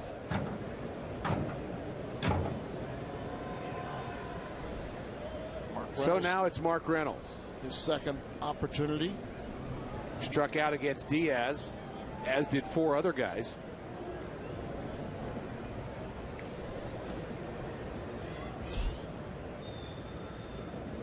And Reds fans here at the ballpark are working on their second free pizza.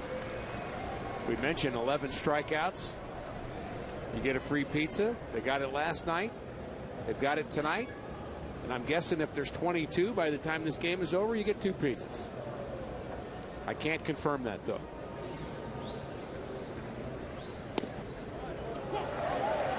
Oh, 0-2. Just to help push it in the direction I want this to go, Badenhop has allowed 2 home runs. I like the way you're pushing. I wouldn't mind Kozma trying to steal here just to create a little pressure. Why not? 0-2, let him go. There he goes. The throw to second, not in time. Stolen base, Kozma. Now you're a base hit away from taking the lead. Still confused why Jason Hayward didn't run. Yeah, but watch Pena's throw here. See that little clutch? It's almost like a little catch, and it wasn't a smooth throw by Pena. And we've talked about last 2 nights about problems he has throwing, not throwing out anybody, and Cardinals finally get their first stolen base. That's their 50th of the season. The Reds have 101. But Billy Hamilton has 50, half of those. 51 of them. So Cardinals 50, Billy Hamilton 51. We used to know what that was like. Lou Brock and Vince Coleman. Oh, yeah. So opportunity right now for Mark Reynolds as the Cardinals are hitting in the 12th. Good ball game here in Cincinnati. A lot of fans have hung on here at the ballpark, and the pitch to Reynolds is outside for a ball, 3-2. And he doesn't want to face Matt Carpenter. All right, let's put it this way. I wouldn't want to face Matt Carpenter. And I'm guessing he would. Payoff pitch from Badenhop. Swing and a miss. He strikes out Mark Reynolds with Kozma stranded at second.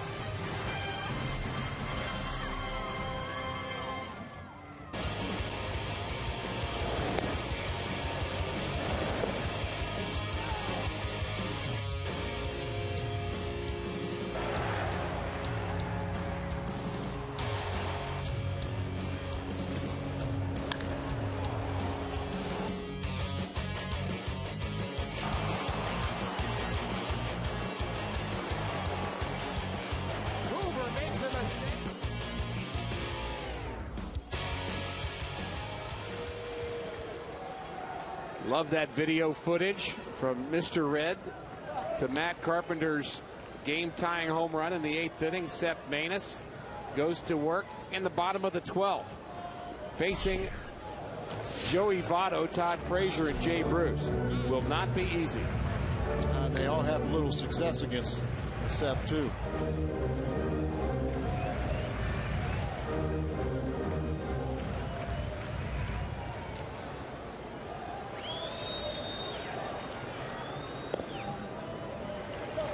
Cardinals have done a nice job of handling 2, 3, and 4 in the lineup.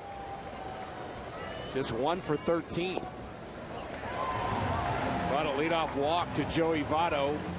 Always dangerous.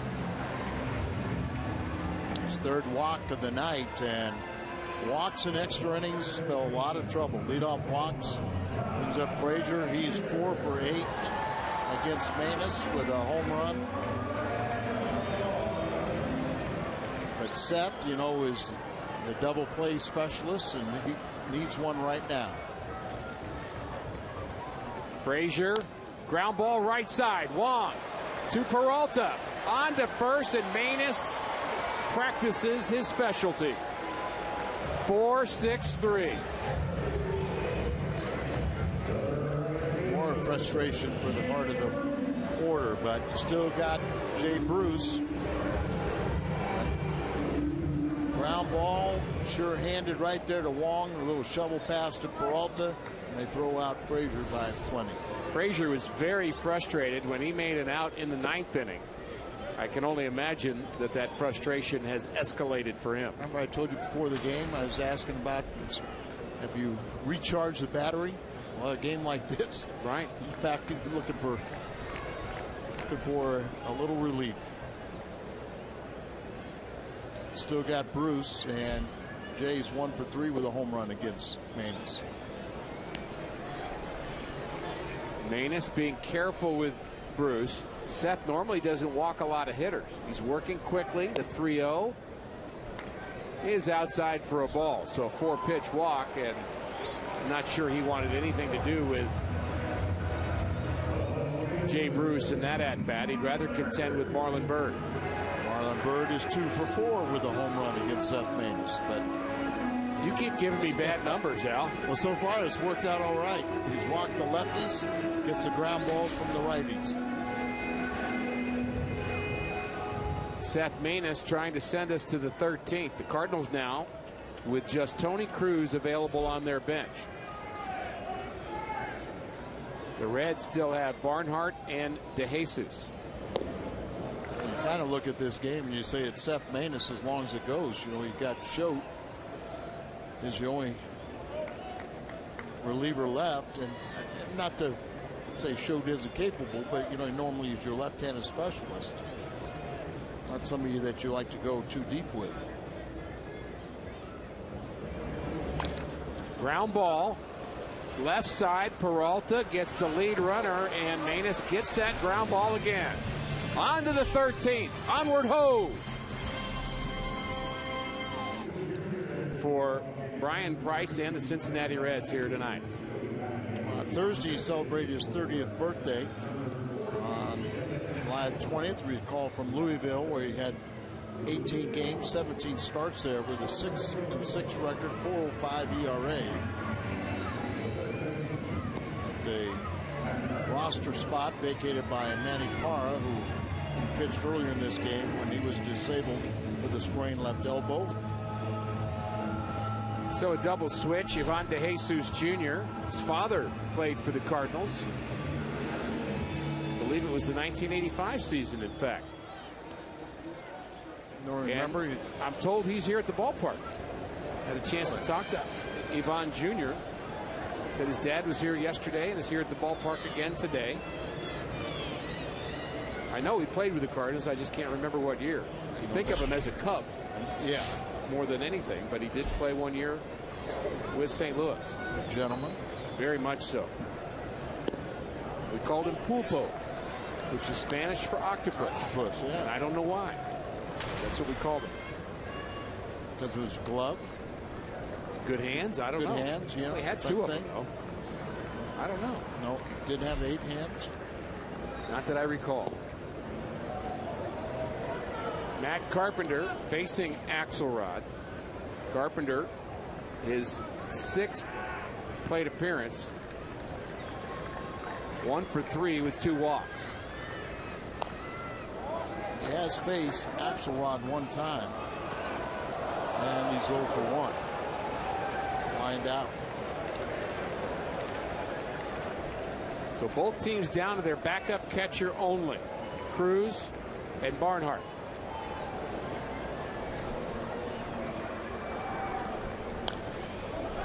Reds only have Villarreal in their bullpen, and the Cardinals only have Randy Choate.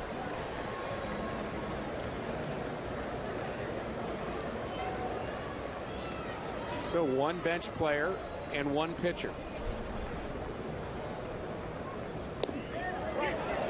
Call 3rd strike.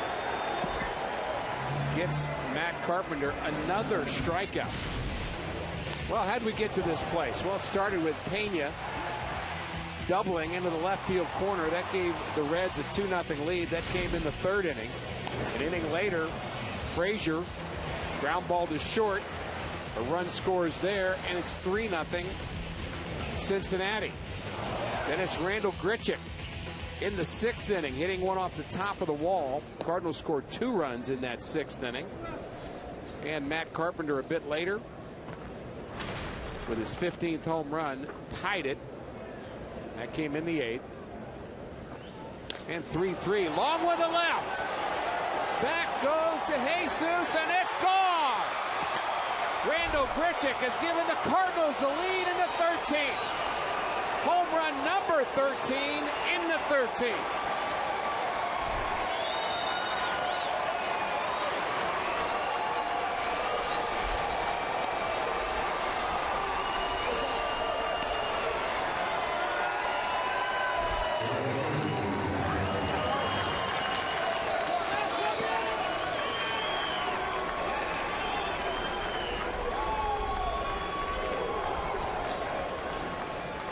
Always dangerous. And another multi-extra base hit game.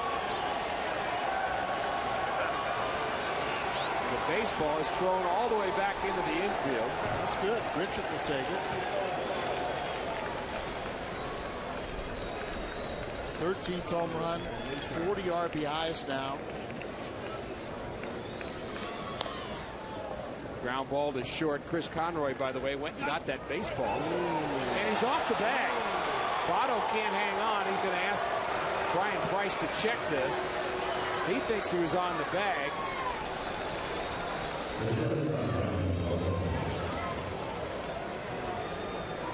And Price is going to give his TV guys a chance to check it out. There's the throw from Suarez. It sails on him. Is he on the base or not? It looked like he got back to the bag, but you're not going to be able to see it from our first base umpire's vantage point. This is Scott Berry. So they'll check it out, and we can play a little longer. That's okay, Al. It's been worth it. Hey, Jack Blinks, get another one. I'm still hoping for some of that. We'll see from this angle. You see if he stays on the bag. See, he got back to the bag. He did. I believe this call will be reversed. I would think so, too. And that'll be a 6-3. And it shouldn't take him long to find that one out. A 377-foot home run for Randall Grichuk. The second extra base hit, Al, as you said, of the game. And it was a big one.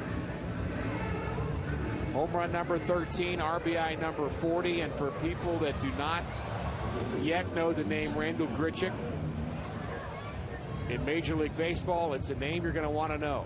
He is going to get a lot of votes if he continues at this pace for Rookie of the Year. He's got 6 home runs and 14 RBIs since the All-Star break. 40 of his 74 hits are extra base hits. He's got 20 doubles now, 13 home runs, 7 triples. He's putting himself in contention for the Rookie of the Year. And as expected, the call overturned. Johnny Peralta, 1 for 5. Grichuk still just 23 years of age.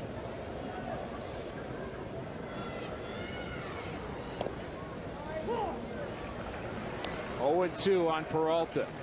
Looking towards the bottom of the 13th. It'll be the bottom of the order. Pena,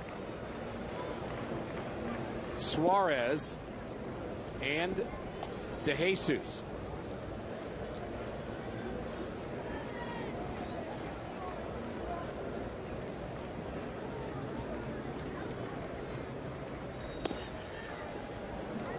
I know that sounds a lot better than saying in the bottom of the 13th it's Votto, Frazier, and Bruce. But you've got to get those bottom of the order guys out so you're not facing the top of the order guys with runners on base. Yeah, that's an incentive right there.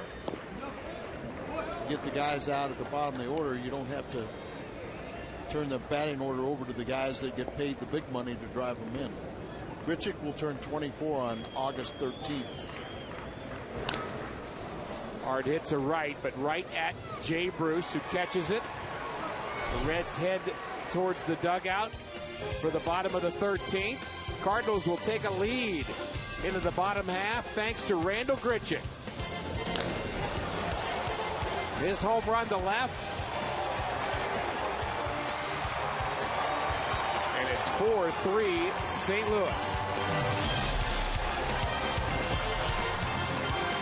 Lead.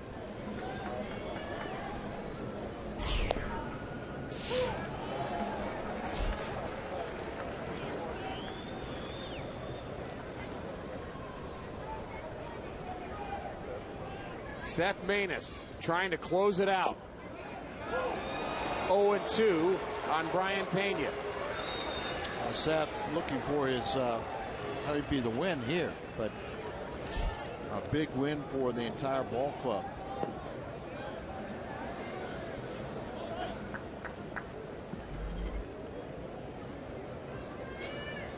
You can't get a win and a save, but we'll give him one anyway. He can close this out. 2-2. That's the one thing too, is though you're starting to get a whole bunch of guys down there. They got a couple saves, and also days like this when you got to go. Ground ball left side. Carpenter gobbles it up, throws out Pena. Long night. It's only going to be a happy night for one team. It's either a team loss or a team victory, isn't it? Yep. With almost everybody playing. And Carlos Martinez, who started this ball game, really wasn't sharp, but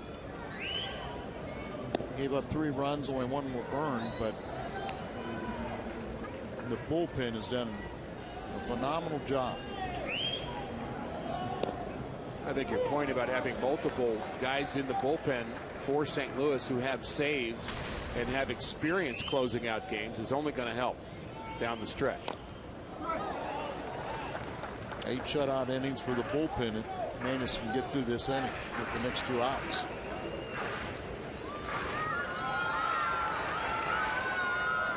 And the bullpen, boy, can't say enough about them because they're always under the gun, playing so many close games.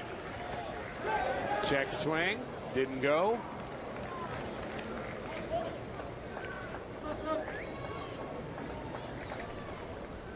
Maness has his sign.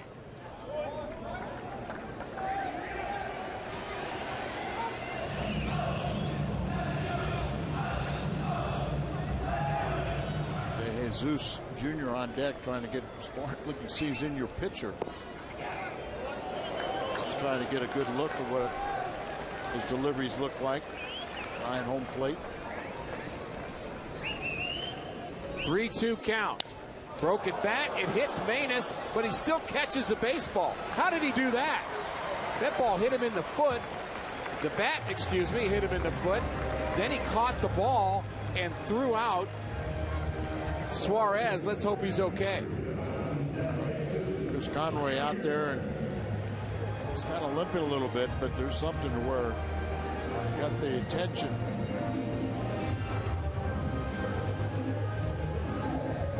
Maybe we do get a save from the Cardinal bullpen. If he can't come in, Randy Schutt would have to come in and pick up the final out. Wonder if that hit him in the foot or the ankle. I think it's a good point either way. It's either foot or ankle, or lower leg, right on top of the shoe.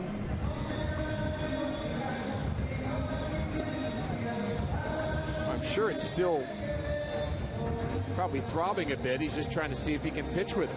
Yeah, and I'm sure he's also going to say, I'm going to stay in there. The adrenaline flow is, I can get this last one skip. The scary moment when these bats shatter like this. Look at that. How do you get out of the way of it? And then how do you concentrate there to field the ball and not get out of the way of the bat? Look like he got his left foot.